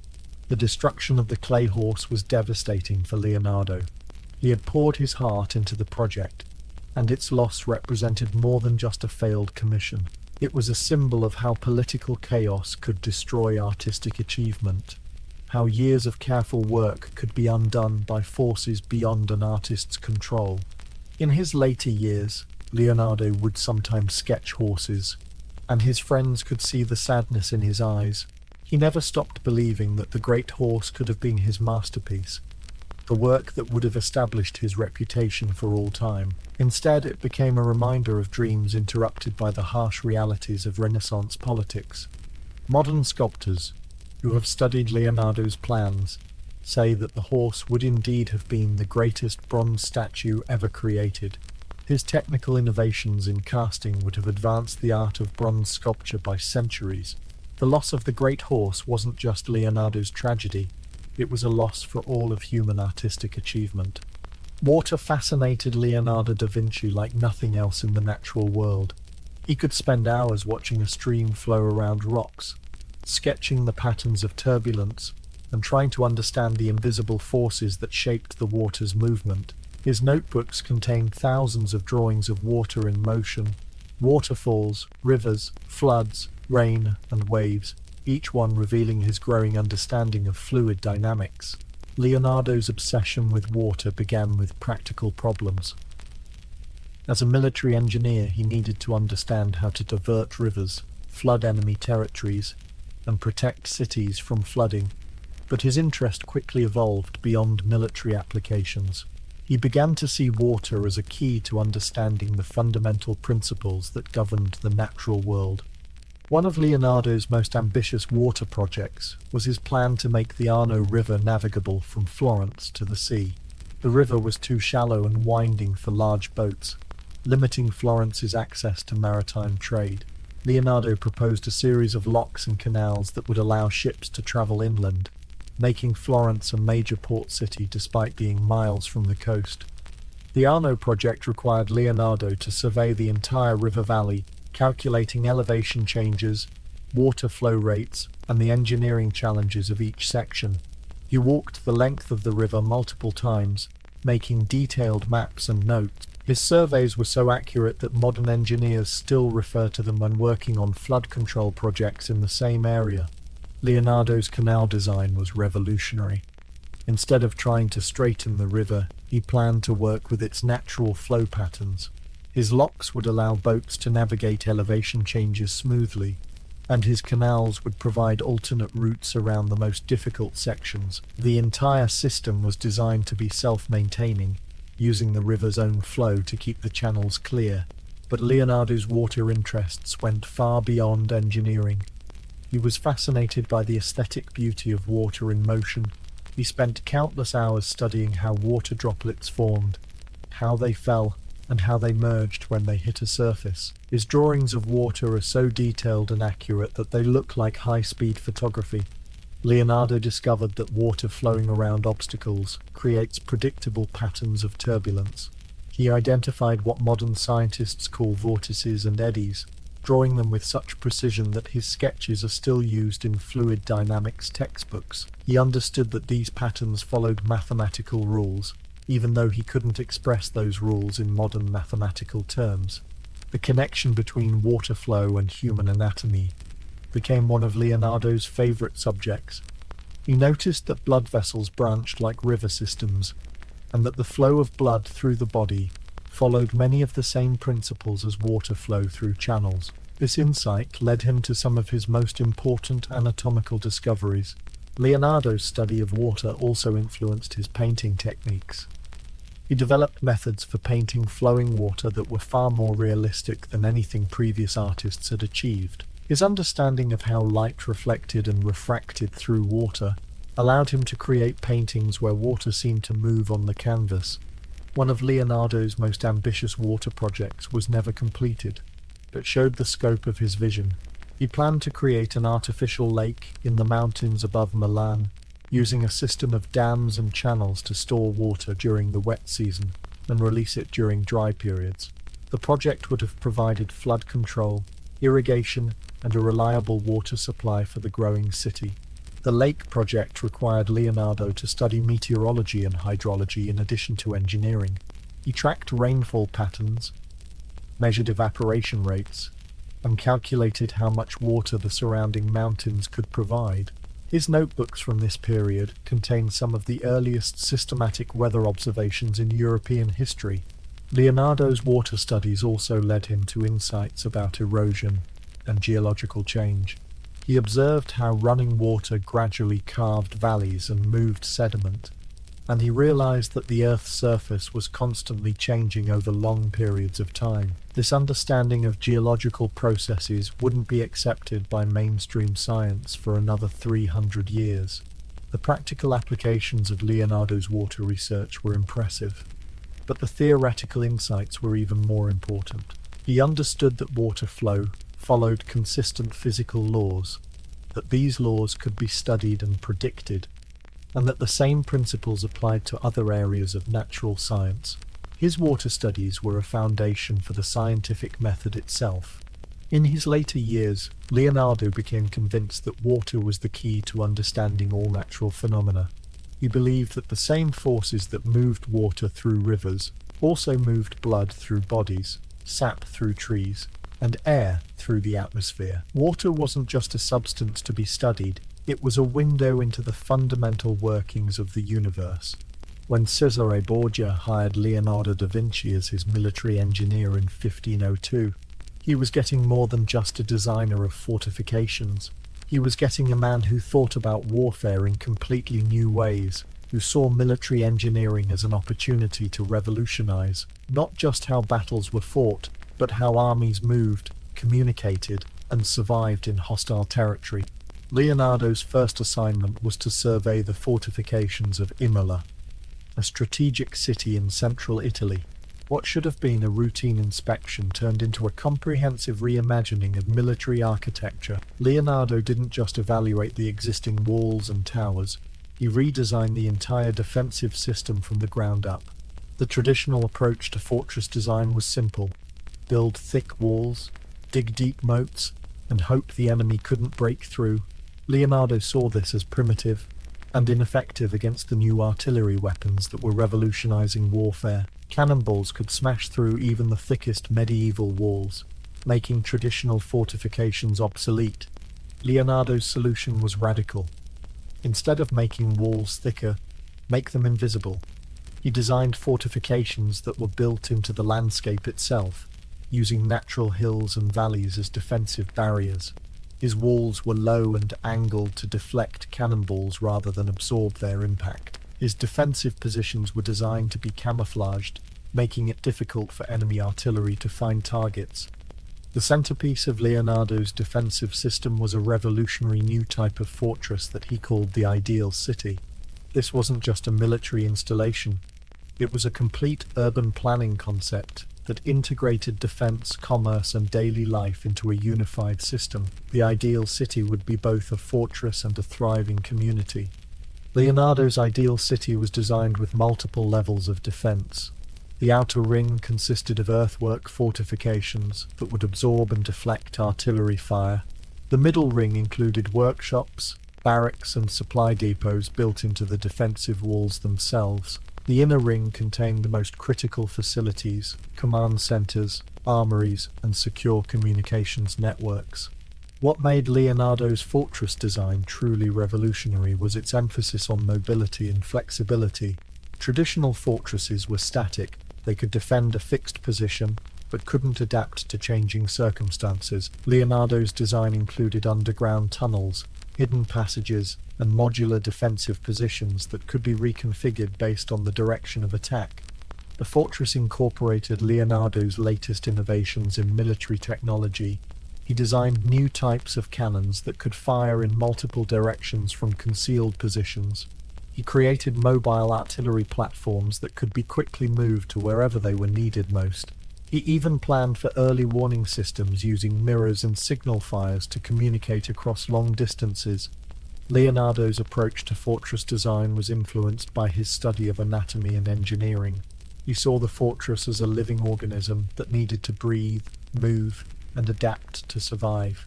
Just as the human body had multiple organ systems working together, the fortress needed integrated systems for defense, supply, communication, and command. The construction challenges for Leonardo's ideal fortress were enormous. The underground tunnel systems alone would have required years of excavation. The precise angles needed for the deflective walls demanded mathematical calculations that few engineers of the time could perform. The integration of multiple defensive systems required coordination between dozens of different craftsmen and specialists. Leonardo's fortress designs also included innovations in siege warfare. He designed new types of siege engines that could approach enemy fortifications under cover, and he developed counter-siege devices that could neutralize enemy artillery. His notebooks contained detailed plans for mobile shields, assault bridges, and even primitive tanks for breaking through enemy lines. The psychological aspects of Leonardo's fortress design were as important as the physical ones. He understood that the appearance of invulnerability could be as effective as actual invulnerability. His fortresses were designed to look formidable and mysterious, with hidden defensive capabilities that would make attackers hesitate and question their chances of success. Unfortunately, most of Leonardo's fortress designs were never built. The political situation in Italy was too unstable for the massive construction projects he envisioned. Cesare Borgia's military campaigns moved too quickly to allow for extensive fortification work. The ideal city remained ideal, a brilliant concept that existed only on paper. The few elements of Leonardo's fortress designs that were actually constructed proved remarkably effective. His renovations to existing fortifications successfully resisted several sieges, and his innovations in artillery placement and camouflage were adopted by other military engineers. But the full scope of his defensive vision was never realized. Modern military historians who have studied Leonardo's fortress designs are amazed by their sophistication. His understanding of ballistics, engineering, and military psychology was centuries ahead of his time. Some of his defensive concepts weren't fully implemented until the development of modern underground bunker systems during World War II. Leonardo da Vinci's greatest strength was also his greatest weakness. He could never leave anything alone. Every painting, every invention, every project had to be perfect, and since perfection was impossible, Leonardo rarely finished anything. His workshop was filled with half-completed masterpieces, abandoned experiments, and brilliant ideas that never quite reached completion. The Mona Lisa took Leonardo more than 16 years to finish, and he was still making tiny adjustments to it shortly before his death. What should have been a simple portrait commission became an obsessive quest for the perfect representation of human psychology and emotion. Leonardo would work on the painting for a few hours, then set it aside for months while he pursued other interests, then return to it with fresh eyes and new ideas. The problem wasn't that Leonardo lacked focus or commitment. The problem was that he saw possibilities and improvements that other people couldn't see. Every brushstroke could be refined, every mechanical design could be optimized, every scientific observation could be explored more deeply. His mind was constantly generating new ideas faster than he could implement them. Leonardo's perfectionism was particularly evident in his scientific work. He would begin studying a particular phenomenon, say the flow of water around a rock, and become so fascinated by the details that he would end up filling dozens of pages with observations and sketches. What started as a simple engineering question would evolve into a comprehensive study of fluid dynamics, which would lead to investigations of blood circulation, which would inspire new anatomical research, which would suggest improvements to his painting techniques. This interconnected thinking was Leonardo's genius, but it was also his curse. He could never complete one project without discovering 3 new ones that seemed even more interesting and important. His workshop assistants learned to recognize the signs when Leonardo was about to abandon a current project for something new. He would get a distant look in his eyes, start sketching frantically in his notebook, and then disappear for days to pursue his latest obsession. The Adoration of the Magi, commissioned in 1481, was supposed to be completed within 30 months. Leonardo worked on it intensively for 2 years, creating one of the most complex and innovative compositions in art history. But as the deadline approached, he became increasingly dissatisfied with certain elements of the painting. The horses weren't quite right, the architectural background needed refinement, and the expressions on some of the faces could be improved. Instead of finishing the painting, Leonardo abandoned it to move to Milan. The unfinished Adoration remained in his workshop, a testament to his inability to accept anything less than perfection. Modern art historians consider it one of the most beautiful unfinished paintings in existence, but for Leonardo it was simply not good enough to complete. Leonardo's perfectionism extended to his inventions as well. He would design a flying machine, build a small model to test the concept, then immediately see ways to improve it. The improved design would require different materials and construction techniques, which would lead to research into metallurgy and engineering, which would suggest entirely new approaches to the problem of human flight. His notebooks are filled with multiple versions of the same inventions, each one slightly better than the last, but none of them quite satisfactory enough to actually build. He designed dozens of different flying machines, but never settled on a single design long enough to construct a full-sized version. The pursuit of perfection kept him from achieving the success that might have come from accepting something merely excellent. The most tragic example of Leonardo's perfectionism was his work on human anatomy. His dissections and observations were producing revolutionary insights into how the human body worked. He was decades ahead of the medical knowledge of his time, making discoveries that wouldn't be officially recognized for centuries. But he never published his anatomical findings because he wanted to create the perfect anatomical textbook first. Leonardo planned an anatomical work that would include detailed illustrations of every part of the human body, accompanied by precise descriptions of how each organ functioned. He wanted to show not just what the human body looked like, but how it worked, how it moved, how it processed food and blood and air. It would have been the greatest medical textbook ever written. But the project was too ambitious for one person to complete.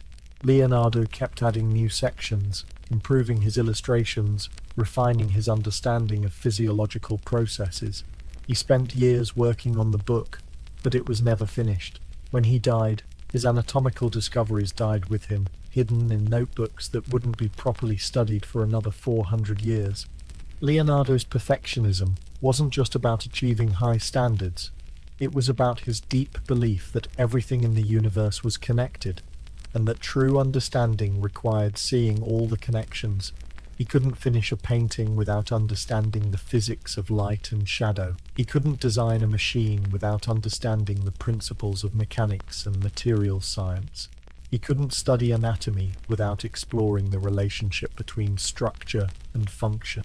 This holistic approach to knowledge was Leonardo's greatest contribution to human understanding, but it made it almost impossible for him to finish individual projects. Every answer led to new questions. Every solution revealed new problems to solve. His mind was like a web, with each new piece of knowledge connecting to everything else he had learned. In his later years, Leonardo seemed to make peace with his inability to finish things.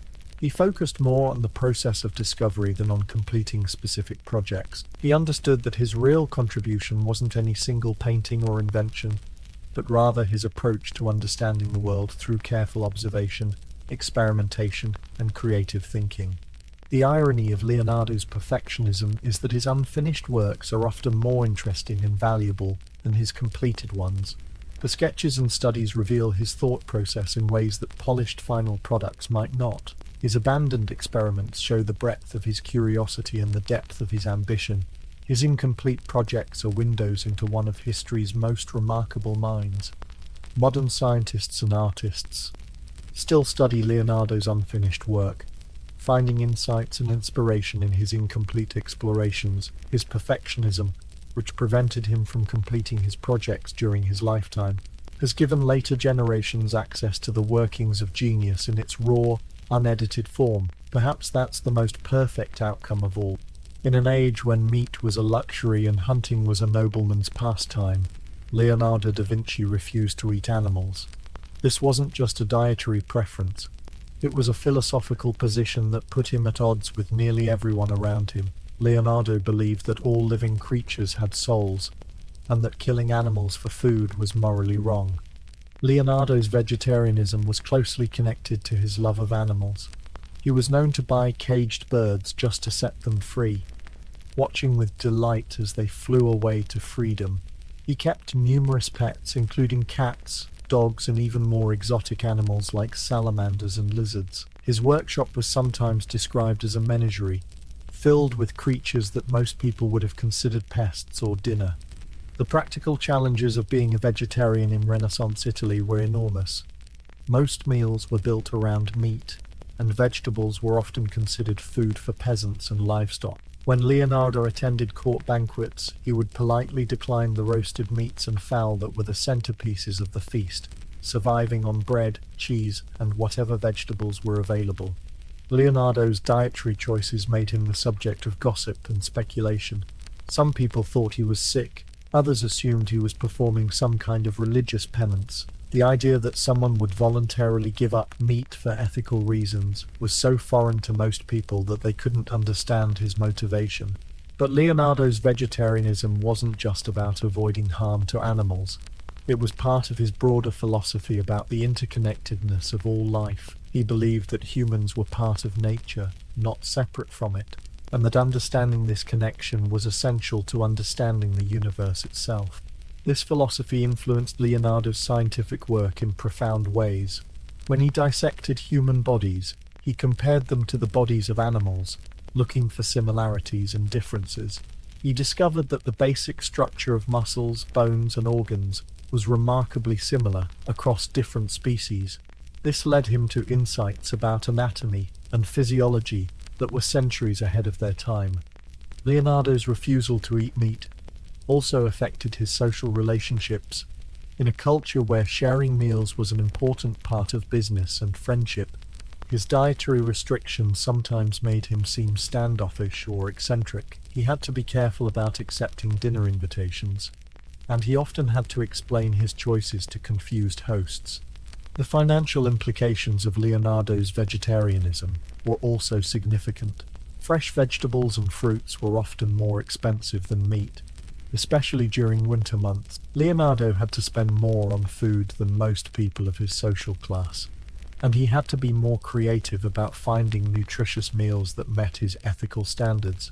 Leonardo's love of animals extended beyond just refusing to eat them.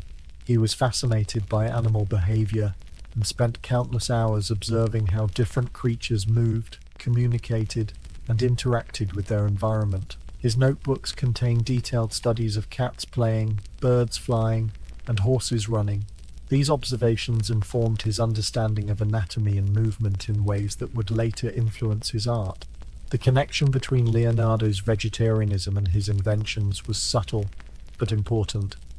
His flying machine designs were inspired not just by the mechanics of bird flight, but by his deep admiration for birds as living creatures.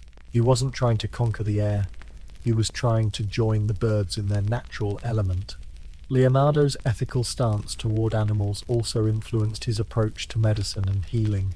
He was interested in finding cures and treatments that didn't require animal testing or animal-derived ingredients. This led him to study plant-based medicines and to experiment with herbal remedies that were both effective and consistent with his ethical beliefs. The irony of Leonardo's vegetarianism was that his anatomical research required him to dissect dead animals as well as human corpses. He reconciled this apparent contradiction by arguing that he was honoring the animals by learning from their bodies, and that the knowledge gained could be used to help both humans and animals live better lives. Leonardo's dietary choices also reflected his broader skepticism about conventional wisdom and social norms. If everyone else ate meat, that didn't necessarily mean it was right. If something was traditional, that didn't make it correct. Leonardo was willing to question fundamental assumptions about how people should live, even when those questions made him unpopular or misunderstood. In his later years, Leonardo's vegetarianism became less controversial. As people grew accustomed to his eccentricities, his friends and patrons learned to accommodate his dietary needs, and some even began to see his ethical stance as admirable rather than strange. But Leonardo never tried to convert others to his way of eating. He simply lived according to his own principles and let his example speak for itself. Modern vegetarians and animal rights advocates often cite Leonardo as an early pioneer of their movement. His combination of ethical conviction, scientific curiosity, and practical adaptation provides a model for how personal principles can be maintained, even in unsympathetic environments. His belief in the interconnectedness of all life remains relevant to contemporary discussions about sustainability, animal welfare, and environmental ethics. When the French King Louis XII commissioned Leonardo da Vinci to create an entertainment for a royal celebration in 1515, he gave him just 3 months to design and build something spectacular. For most artists or engineers, this would have been an impossible deadline. For Leonardo, it was an irresistible challenge that would lead to one of his most ingenious and bizarre creations. The commission was for a mechanical lion that could walk across a banquet hall, stop in front of the king, and then open its chest to reveal a bouquet of lilies, the symbol of French royalty. The lion had to be impressive enough to amaze a court that had seen every kind of entertainment imaginable, yet simple enough to titer reliably during a crucial diplomatic event. Leonardo had never built anything quite like a mechanical lion before, but he had been experimenting with automated mechanisms for years. His mechanical knight had taught him how to create realistic movement using cables and pulleys. His studies of animal anatomy had given him deep understanding of how real lions moved. His work with gears and springs had shown him how to store and release mechanical energy. The biggest challenge was making the lion walk convincingly. A real lion's gait is complex, involving precise coordination between 4 legs, sophisticated balance adjustments, and fluid motion that looks effortless but requires incredible muscular control. Leonardo had to figure out how to replicate this natural grace using bronze, steel, and wood. Leonardo's solution was characteristically elegant and innovative. Instead of trying to replicate every aspect of lion movement, he focused on the essential elements that would create the illusion of life. The lion's legs would move in a simplified version of a natural gait, coordinated by a clockwork mechanism hidden in the body. The head would turn slightly as the lion walked, and the tail would move in a way that suggested alertness and purpose. The construction of the mechanical lion required Leonardo to work faster than he had ever worked before. He had assistants casting bronze parts, carving wooden components, and sewing the realistic lion hide that would cover the mechanism. His workshop became a 24-hour operation, with different teams working around the clock to meet the impossible deadline. The lion's internal mechanism was a masterpiece of miniaturization and precision. Leonardo had to fit a complex clockwork system into a space roughly the size of a real lion's torso. Every gear had to be perfectly sized and positioned. Every cable had to be exactly the right length and tension. A single miscalculation could cause the entire system to jam or break during the crucial performance. The most challenging part of the project was the finale, when the lion's chest would open to reveal the bouquet of lilies. Leonardo designed a spring-loaded mechanism that would be triggered when the lion reached a specific point in its walk. The chest would split open along hidden seams, revealing an internal compartment filled with fresh flowers arranged in the shape of the French royal arms. As the deadline approached, Leonardo was making final adjustments to the lion almost until the moment of the performance. The clockwork mechanism had to be wound just before the lion's entrance, and there was no opportunity for a dress rehearsal. Everything had to work perfectly on the first and only attempt. The performance was a triumph.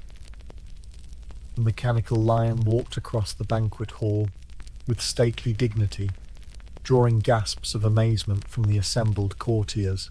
When it stopped in front of King Louis XII and opened its chest to reveal the lilies, the entire hall erupted in applause. The king was so delighted that he immediately commissioned Leonardo to create additional mechanical marvels for future celebrations.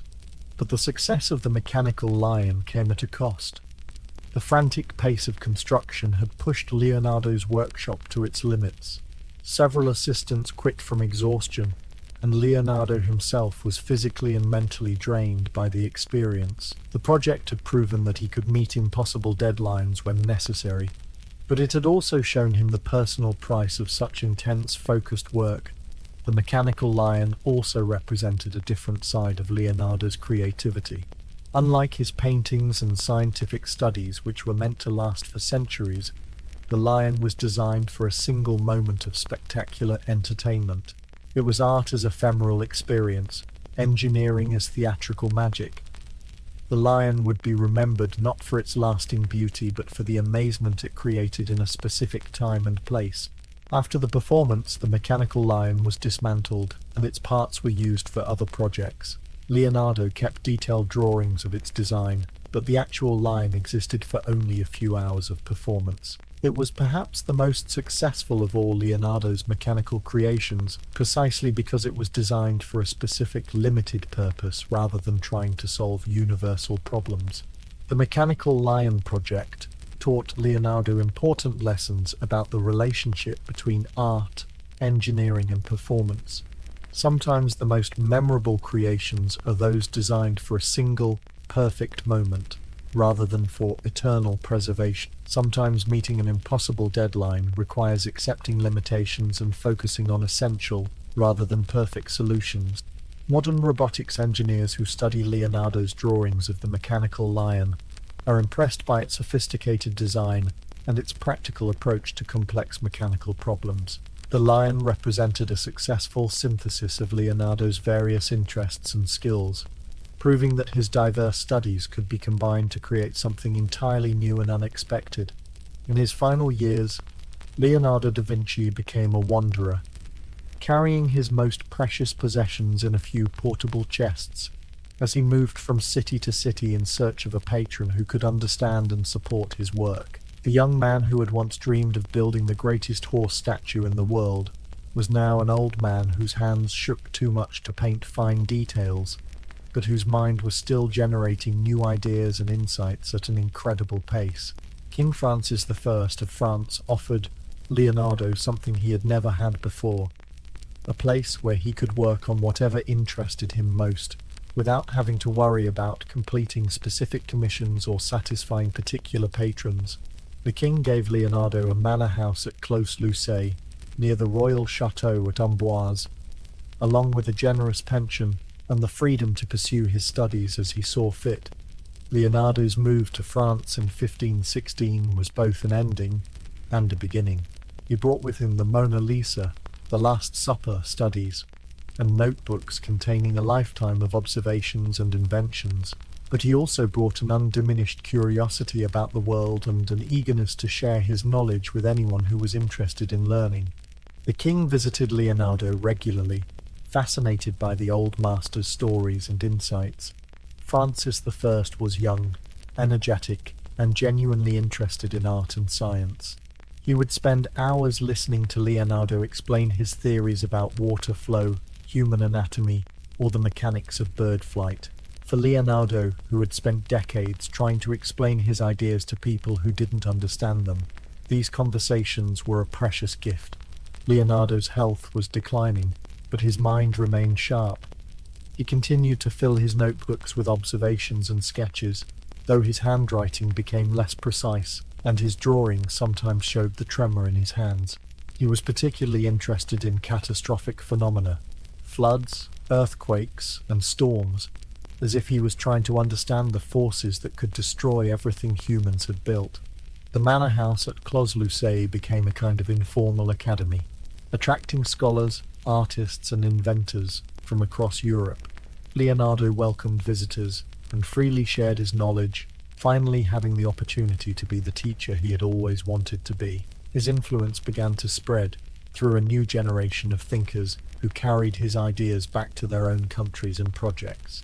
One of Leonardo's last major projects was designing an elaborate system of canals and locks for the Loire Valley. Even in his 70s, he was still trying to reshape the landscape, to make water flow where it would be most useful for human purposes. The project was never completed, but his surveys and plans were so detailed that French engineers continued to refer to them for centuries. Leonardo's relationship with his assistants and students became particularly important during his final years. He had trained several young men who could continue his work and preserve his techniques.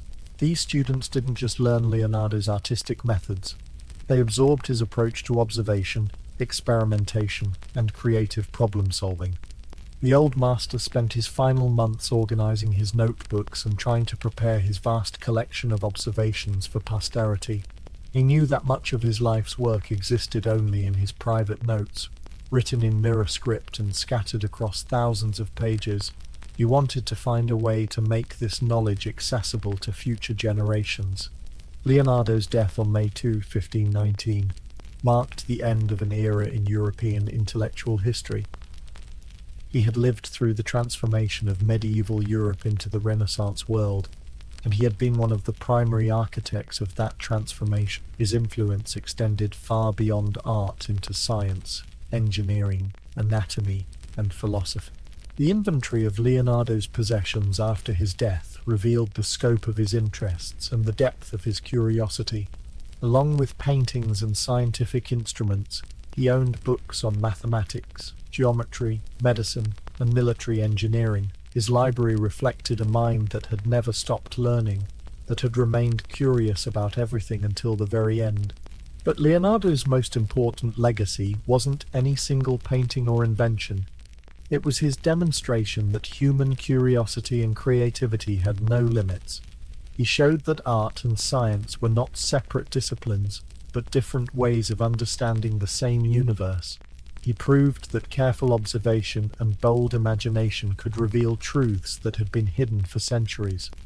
King Francis I reportedly said that no man had ever lived who knew as much about painting, sculpture, and architecture as Leonardo, but also that no philosopher had ever penetrated as deeply into the understanding of nature.